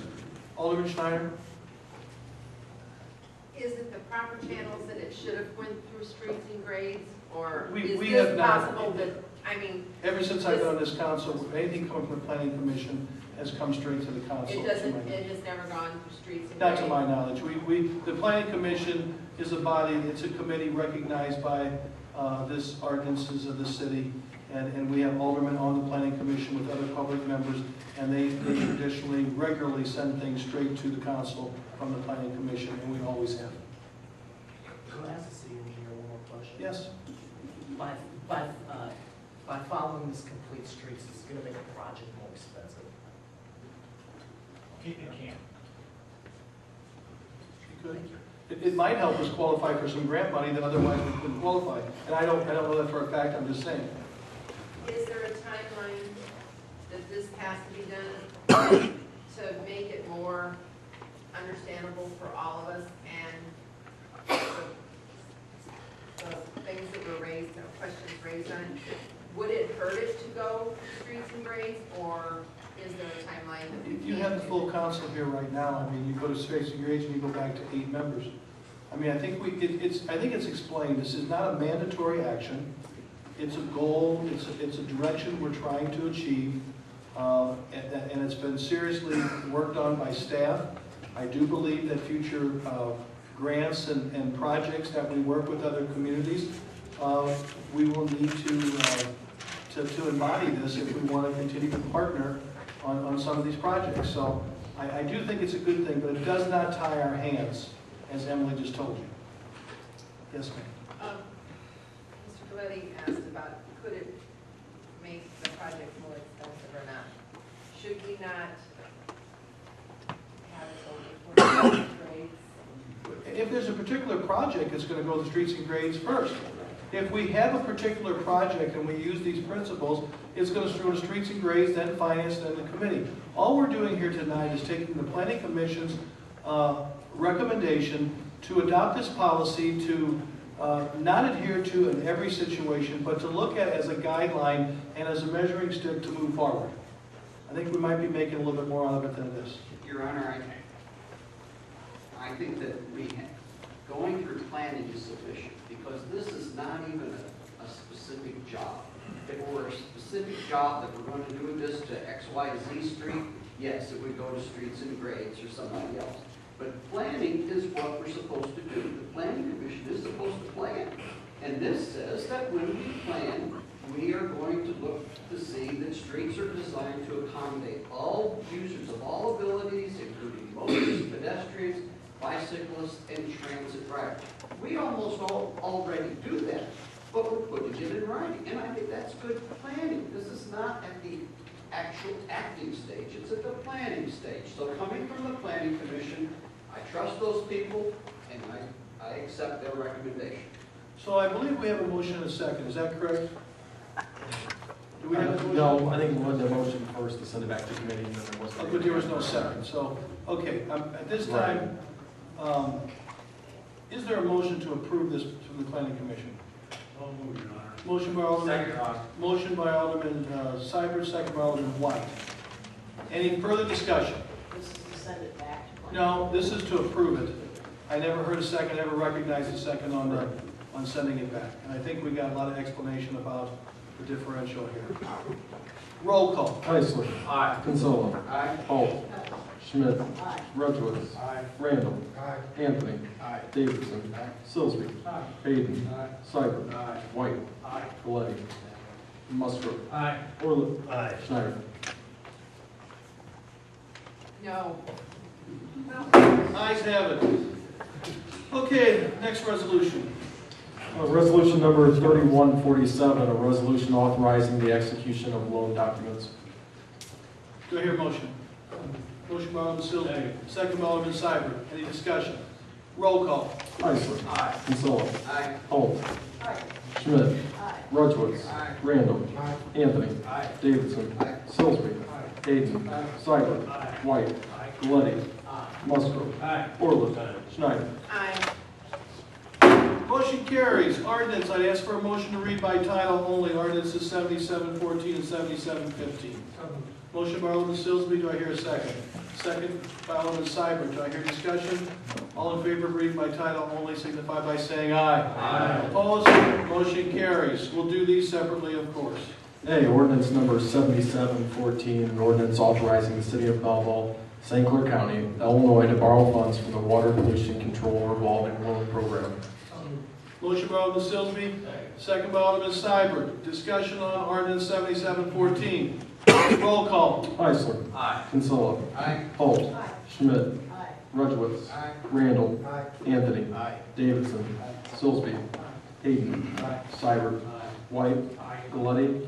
Musgrove. Orlett. Schneider. Aye. Motion carries.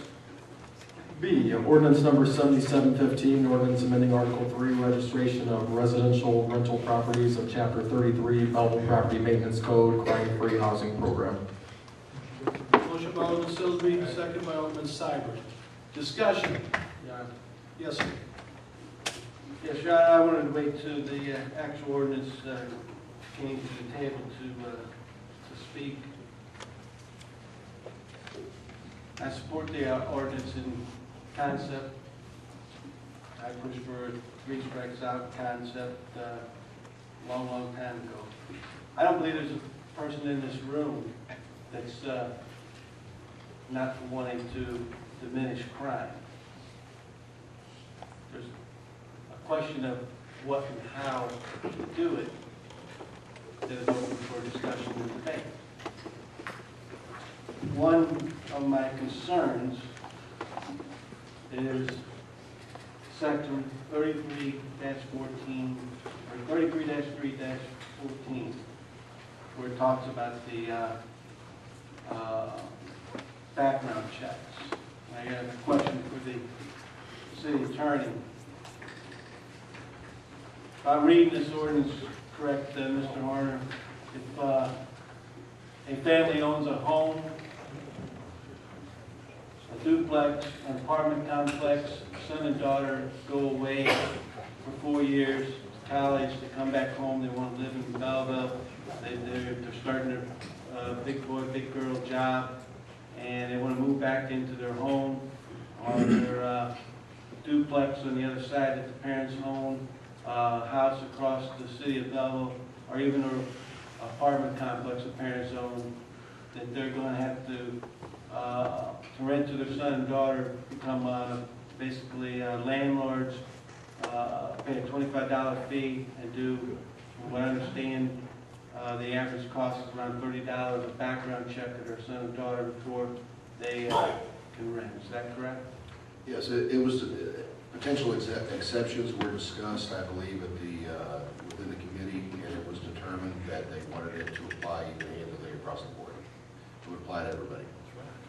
Okay. That just, in that one example, Your Honor, as I stated at the Health and Housing Committee, to me, that's just absurd. To pay a $30 fee on a background check on your own child, moving back, and you're going to charge them rent, trying to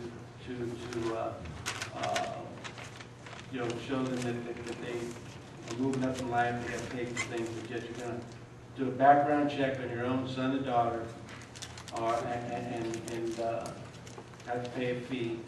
And with these fees, we all talk that they're going to be on the landlords. That's not true. That's not true. And anybody who understands general commercial economics knows that's not true. They're going to be passed on to the consumer, which is the renters.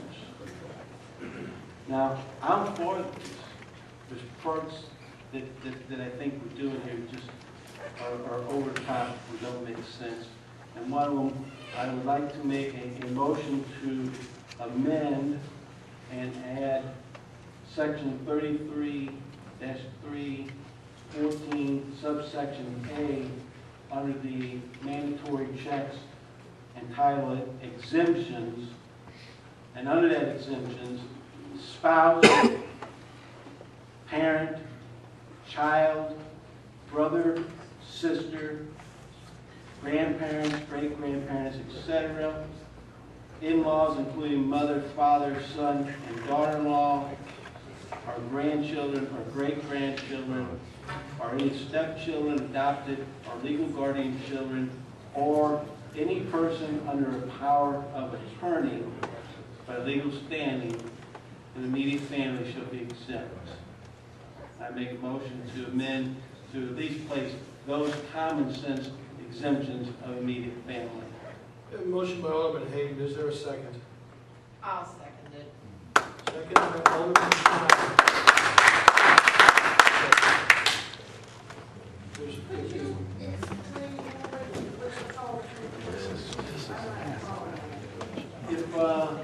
If I am become power of attorney over somebody, and it could be anybody. I was power of attorney over my godfather. He wasn't blood related to me, but I was power of attorney over my godfather. If I wanted to move my godfather into the other side of my duplex, I'm going to turn around and pay a $25 fee and a $30 background check? That's absurd. I mean, come on. We have a motion, we have a second. Is there anybody who wants to comment, or we're ready to vote on the, yes, sir? I would like to mention that this was discussed extensively amongst the crime-free task force, and the concept of there are so many, once you start allowing any changes, any exceptions, we felt as though it was a consensus of the group that we should have no exception. Just want to explain that. It was the consensus of the task And force. Your Honor, I understand that. I understand and respect that. I mean, I'm not adding Mr. Kinsella all family. I'm not throwing in cousins, uncles, you know, and things. But I'm talking about immediate family. You know, you're talking about moving your mother-in-law or your own mother into a property of your own because she's potentially sick or ill, and you're already in financial constraints, and we're going to place a $25 fee and a $30 background check. I'm just saying that just is absurd to me. Okay, we hear you, Mr. Hayden. We have a motion, we have a second. Alderman Glady, you have something to say? I was going to say, how about a waiver of the fee? Well, you know, he made a motion here. That's the motion on right now, it's just on the... Okay, we have a motion, we have a second. If you vote yes for this motion, you're voting to change the ordinance as it's written, as it's presented, and to include Mr. Hayden's. A no vote is against Mr. Hayden's proposed changes. And this is just to exempt background checks. Just so everybody understands it. That's what you On said. this. Mr. White? Alderman Haynes, I have that list again, it was pretty extensive and it all different. Spouse, I'll read them slow for the clerk. Spouse, parent, child, brother, sister, grandparents, great-grandparents, etc., meaning that you could have a great-great-grandparent. In-law, including mother, father, son, or daughter-in-law, grandchildren, or great-grandchildren, etc., any stepchild, adopted child, or child that is of a legal guardian, and or a person that you're caring for under power of attorney. Okay, get the drift of that. We have a motion, we have a second. To vote yes is to approve his amendment. To vote no is to disagree with Mr. Hayden's proposed amendment. Roll call. Schneider. Schneider. Yes. Wait, hold on. Let's go. I'm going Well, let's don't change that right now. I'm not so sure I disagree with you, but let's go in the normal fashion right now tonight. And we might do that sometime, but let's talk about it. But we have to not recess. Okay, do it, that's fine. But he hasn't done it all night long like that. I'm sorry. I just thought it was a good way for people to independently vote, you know, without You know, just mix it up. Schneider. Yes. Orland. No. Musgrove. No. Galletti. White. No. Seibert. No. Hayden. Aye. Sillsby. No. Davidson. No. Anthony. No. Randall. Aye. Rudowitz. No. Schmidt. No. Holt. Aye. Kinsella. No. Tyson. No. The noes have it. That was defeated. Do I hear a motion? Second Amendment, Your Honor.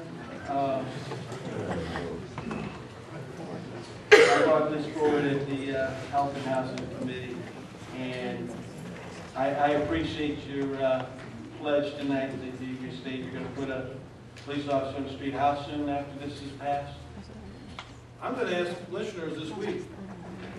I think we have the money, Your Honor. As a matter of fact, I made a motion about a month ago to amend the sales tax. We have already hired 2 officers. They stated we would follow through with that. I understand what we're trying to do with this ordinance, but again, as I said before, we're taking something that is good, and yet we want to pit our landlords and our rental community against the home ownership community. I don't think that and put us aldermen and city council in the middle. I don't think that is in our best interest. We have the looming sewer tax coming up. We've already extended the sales tax for 4 years. We have the income tax that we were told was going to be temporary, like our sales tax. It's going to be made permanent. Everybody just recently paid their property tax, and now we want to place a tax, as I said before. You know, things go up, they're going to be passed on to the consumer. Flowers go up, they're passed on to the consumer. Suits go up, they're passed on to the consumer. Those businessmen are not going to eat that cost.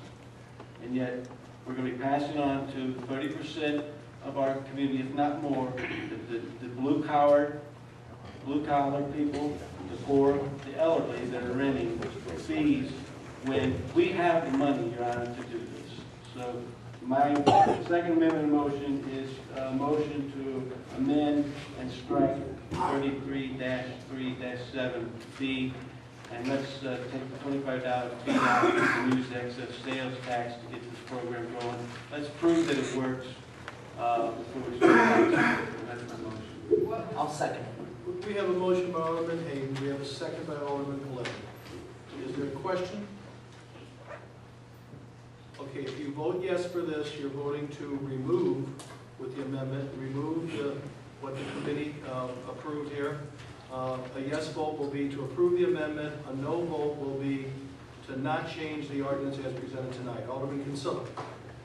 I'd like to mention that, again, the task force's concept here was that under this program, the landlords will receive more information than they currently do. In other words, this is specifically helping the landlord. And I'd also like to mention that it's only a $25 fee. Most of the other communities have $50. And so that's why it was recommended that $25 fee, because the landlords are getting a service that they don't get now. They're going to get notified when there is misdemeanor or felony, okay? I thought they already had the option. There's some who are the voluntary program that we've had, they're not all signed up for it. I understand that, and now you're requiring them, charging them with no, where does it say what we're gonna do with this $25? Alderman Holt, we've been through this. We did not spell it out in every word detail. But we are committed to hire an officer and to do this program, and you, anyway, we have a motion. One member of the committee suggests that this non-elected committee oversee public funds. No, they're going to review and make sure that they believe that the fees that are collected are being distributed to hire an officer. It's an ad hoc group, or it's a recognized committee, as in the ordinance, but they're going to review several things of the ordinance and bring back and talk about if we need to make adjustments as we go. This is a work in progress. This is a beginning. How are they going to track this money if it goes into the general fund? It's going to be tracked by, and you heard that Jamie was here during the one public hearing, she's going to track it with the cooperation of Bob Sable from Housing. They're going to track it very diligently, as we have never had a problem with our finance director tracking things and giving adequate reports and passing every audit. It will be done adequately, I guarantee. She can say what's coming in, but what is in the general fund, there is no tracking. She will show, we will be able to show where the money's spent. Okay, we will as explained. But it's not, it's, okay. This police officer, Your Honor, are you stating to the public that this officer is only going to be working on crime-free housing? We are committed with hiring this, that we're going to put an officer in crime-free housing full-time, right, Chief? Okay? So this officer won't be doing any other thing but crime-free housing? I'm not saying if there's a bank robber, they're not going to respond to it. I'm going to tell you that they will have plenty to do, and the chief of police and I have sat with Bob Sable, and they are going to be assigned to that unit to work primarily duty during their assigned hours is going to be crime-free housing. Is that, am I putting words in your mouth, or is that pretty accurate? No, okay, we have a motion now to, the yes vote would be to amend it as proposed and take out the fee. A no vote would be to leave the ordinance as is, as recommended after the year-long discussion and deliberation by this committee. Alderman White? Your Honor, as I said before, I think that committee, crime-free housing committee, if they're doing their job with diligence, can be looking at this very type of thing. In fact, that's what you're trying to tax it here. I think, while I do agree with Alderman Hayden's principle of adding taxes, I think that possibly we could have this committee, crime-free housing committee, as appointed and approved by the council, monitor this situation. If indeed there's enough money coming in from other sources, then possibly we can continue to reduce the cost. And that can be done as we approach the budgeting situation. I will just give you one example, as things change every month. We got the sales tax last week for the month of June. For the first time, and I don't know when, it was down $30,000, 5%. That scares me. We have not had a dip like that in sales tax, and I don't know when. So the reason for the flexibility and to trust that we have to be able to watch and go as we are is because things do change. We can have a major disaster tomorrow, and it'll affect all of our funds. So that's why I have every intention. Russell Scott will get a call tomorrow if you pass this ordinance to bring a name forward, and I will ask Police and Fire Committee to make sure, Johnny Anthony, I'm looking at the wrong chairman here, the old chairman, that it will be on the agenda, in my request, that we would add the extra officer, taking us to 83 officers. And that would be at your next meeting. I am committed to this, but I do not think, upon talking to our finance director and others, that we want to spell everything out and tie our hands. We need to be responsible fiscal stewards and do what we said we're going to do, and I pledge that. So we have a motion and a second. As I told you one last time, or I will tell you one last time, if you vote yes, you're voting for Alderman Hayden's amendment, which eliminates the $25 fee. If you vote no, you're basically saying stay with the ordinance that's presented. Yes, sir. One question. If we voted yes, with Joe, and eliminated this $25 fee, we would not have another housing officer, would we? I would have to say, I will have to say that you're going to have to go a lot slower. If we know the fee is going to start coming in between October and November, as soon as Bob sends out the statements to what's going on, I feel comfortable enough and strong enough that we can make that commitment. If you're not going to do that, I think we have to really take a deep, hard, longer look at it and probably wait till after the first of the year to hire somebody, etc. Yes, sir. Your Honor, in response to all the things, and that's a fair question. I should say we, because I wasn't on the city council then. In 2010, let's quickly revisit this whole thing. In 2010, you told the public that we were behind in money coming in from the state. Not that we're not getting it, we're not getting it in a timely basis. We created a wheel tax with the goal of $600,000. We only got about $400,000, and it went over like a rock in a water. Okay? We got rid of it, refunded the people, came back with a sales tax. Sales tax that is brought in twice as much as what you initially wanted.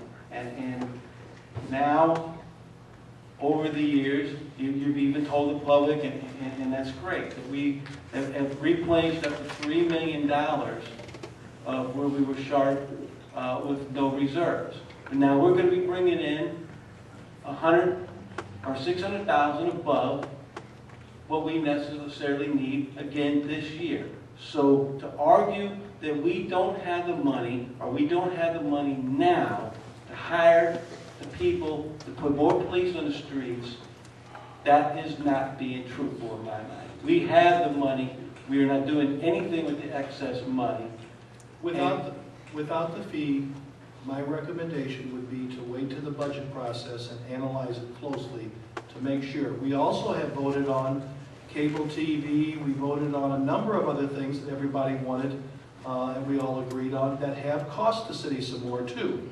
We need to go back through that list and itemize everything that we all, many of us, you agree too on some of them. So I'm just saying, if you're not going to raise the fee, then I think the only proper frugal thing to do is to get into the budget process and look at it very closely and make sure that we can afford to I hire understand people. that, Your Honor, but you do realize, and I'm going to be one of the first people out there to hold you to it. You know, you're making a promise tonight that you're going to hire police, yet we don't even know exactly how this acceptance of the fee is going to work. Well, we know conservatively, and Bob Sabo and I and the chief and a bunch of us sat down with Jamie, if the ordinance is passed as proposed, the process is going to take in an adequate amount of money to hire one immediately. And we estimate that a new officer with training, equipment, all the benefits and salary, et cetera, is right at $85,000, right, chief? And so it will allow us to do that. It will allow us to make some adjustments in housing we might need to make. Keep in mind, there's other things that might need to happen. We may need some more equipment. We agreed also, if you remember the original proposal, we just took on a new monthly payment of, we're getting ready to open up or get started on our new police computer system, which is going to link to housing, right?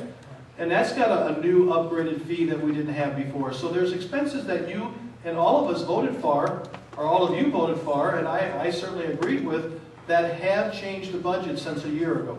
Alderman Holt. How much are we bringing in per month right now from the game? I don't have those figures exactly. It's been very slow to come in because many of the places are not hooked up yet. The state is extremely slow in granting these licenses and getting them hooked up. I understood that one more place went online about a week ago. There's been a couple more. I asked Jamie, she was off sick today. I did ask her last week to kind of pull me the most recent numbers. We're coming up on, we're October, the end of October, we'll have 6 months in, and she thought that would be a better measuring stick to see where we're at after the first 6 months of this fiscal year. But I can tell you, it's been very slow. I'm not saying it's going to not produce eventually, but they have not been able to keep up with the request of hooking them up. It's a slow process. Yes, ma'am. Where's this officer going to come from right away? I mean... That's the chief's call. We hire him to be the chief of police. I'm not No, I telling... mean, what I'm saying is that if we're going to pay their fee to go through the training and all that, did the class not already start for now? Now, as far as a new officer... We're taking it from the... A new officer, if one's on the list who has all the training, they could start immediately. If not, January would be the next. But we can take the action to assure that the place is in. But then the chief can make a decision how soon he can afford to get an officer that he chooses to put into this housing. And I think we've agreed that he'll do his best to get somebody moving quickly. We do have, and I don't hold me to it, and I don't pretend to have it memorized, but I think we have a couple people on the list who might have had the academy also. I don't know if it's the next one or not, so that could take care of itself. They may, but the next academy starts in January, right, Chief? November, but Oh, there is one down November? The officer wouldn't come from a new person.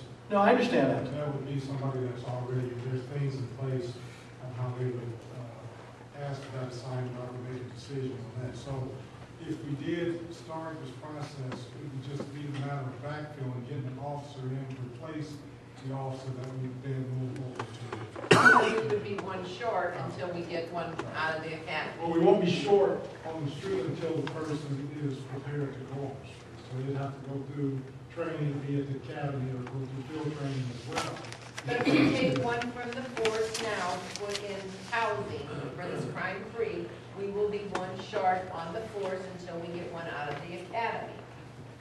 You might not have to hire through the academy. There's new provisions by law today.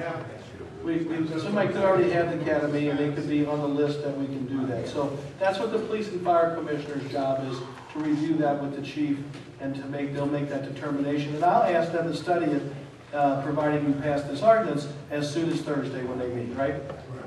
Okay, so we have a yes, sir, Alderman Randall. Sorry.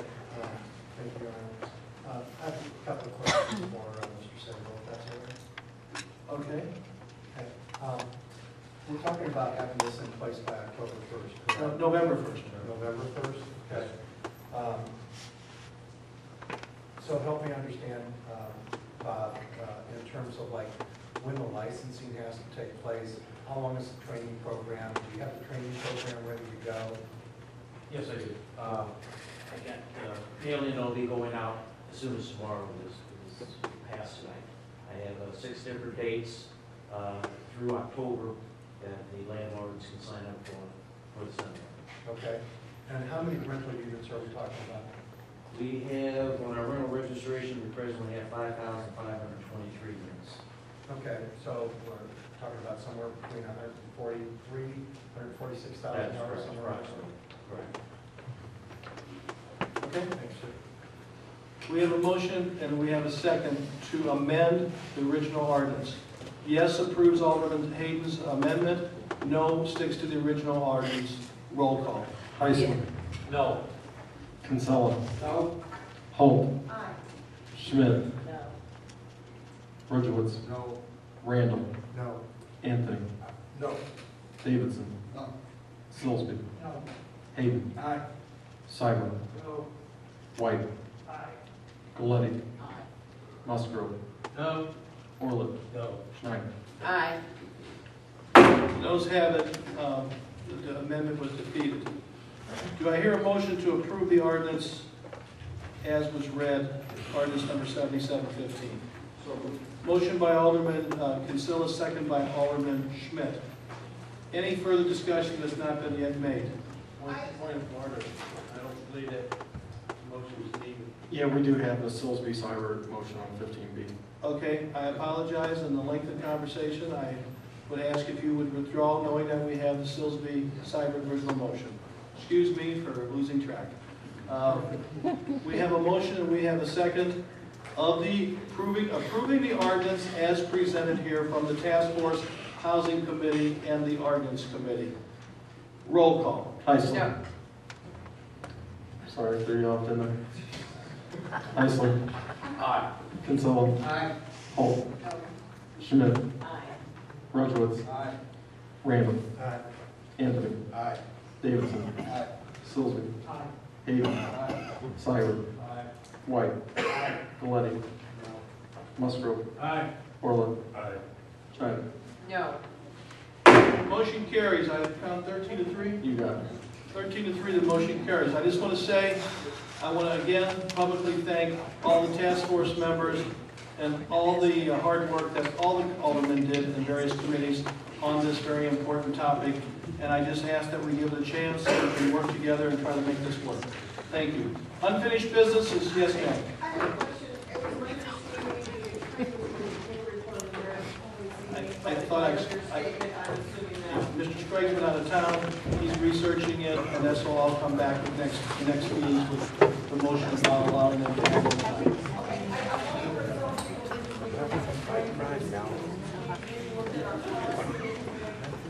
No, first of all, the season's coming to an end. Second of all, we don't have anyone trained this year because we chose not to. After the reports of the ineffectiveness of the process, and all the other cities around for the most part have gotten out of it, I have not, until ultimately that night, I had not heard from them. I think if you need to go back to Health and Housing Committee, if somebody really wants to, I think that we have, the council has said that it has been proven, the staff has been proven, the health department, that it's very ineffective. And we had, I can tell you, in my office, a couple of years ago when we did it last, numerous people calling and yelling that they didn't want, that hated the pesticides being sprayed around their children in the neighborhoods, that they were breathing that. And we just stopped it because of cost, because of ineffectiveness reports, and because of all the complaints of when we did do it. So, you know, unless it's brought back with some new evidence of effectiveness and or not having some, there's a type out there that's not going to harm people's lungs. What other options do you have? We do the larvicide, Right. you know, and we try to remove anything, debris, junk, and anything, and water, standing water that will work. We work on that diligently throughout the year. Every time we get a complaint. But right now, until somebody comes up with some newer effective means, I don't think we have it. Okay. Anything else under miscellaneous and new business? New business, John, you've probably seen an email today with Alderman Silsby and I, and we've also agreed tonight to join with our good friends and colleagues in Ward 6. We're going to be hosting at Central Junior High on Tuesday, the 24th. Tuesday the 24th at 6:30, we will be doing a sewer rate informational meeting. So we're trying to get the word out. You know, we're going to be doing it as Ward 5 and 6, but it is open to all the public. So this is just another opportunity. You know, people want to come and hear why these rates have to go up, what the IEPA is demanding on us. The mayor will be there, I'm sure, or hopefully, I don't know exactly what the schedule is, but I know Royce will be there, the treasurer will be there explaining it. Well, I would just say I suggest strongly if we're going to do these that we partner, because to make Royce and staff go to 8 different wards is an awful lot. That's why we partner. So I think we should, you know, do a couple different clusters or whatever, but I don't think we should be doing them in every ward. I think that's just right now. People can get there if they want to get there. Alderman Schmidt. In Ward 2, we're having one on Thursday, the 27th, if anyone wanted to do it. 26th. That's fine. It's a 26th? 27th. Tuesday the 24th, Thursday the 26th. I'm sorry. Thursday the 26th. Okay, 26th, I'm sorry. Okay. So duly noted, and we'll get those advertised, It's etc. on the city calendar. Okay. Motor fuel claims in the amount of $123,046.03. What's your pleasure? Motion by Alderman Seibert. Do I hear a second? Second by Alderman Kinsella. Do I hear discussion? Roll call. Heisler. Aye. Kinsella. Aye. Holt. Aye. Schmidt. Aye. Rudowitz. Randall. Anthony. Davidson. Silsby. Hayden. Seibert. White. Galletti. Musgrove. Orlett. Mack. Aye. City attorney has just advised me we'll probably wait till the next meeting to go in executive session. We have one item that's not really pertinent tonight. Ask for a motion to adjourn.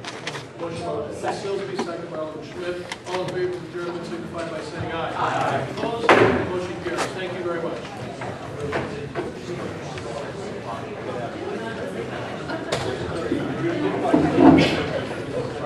It's going to be in the library.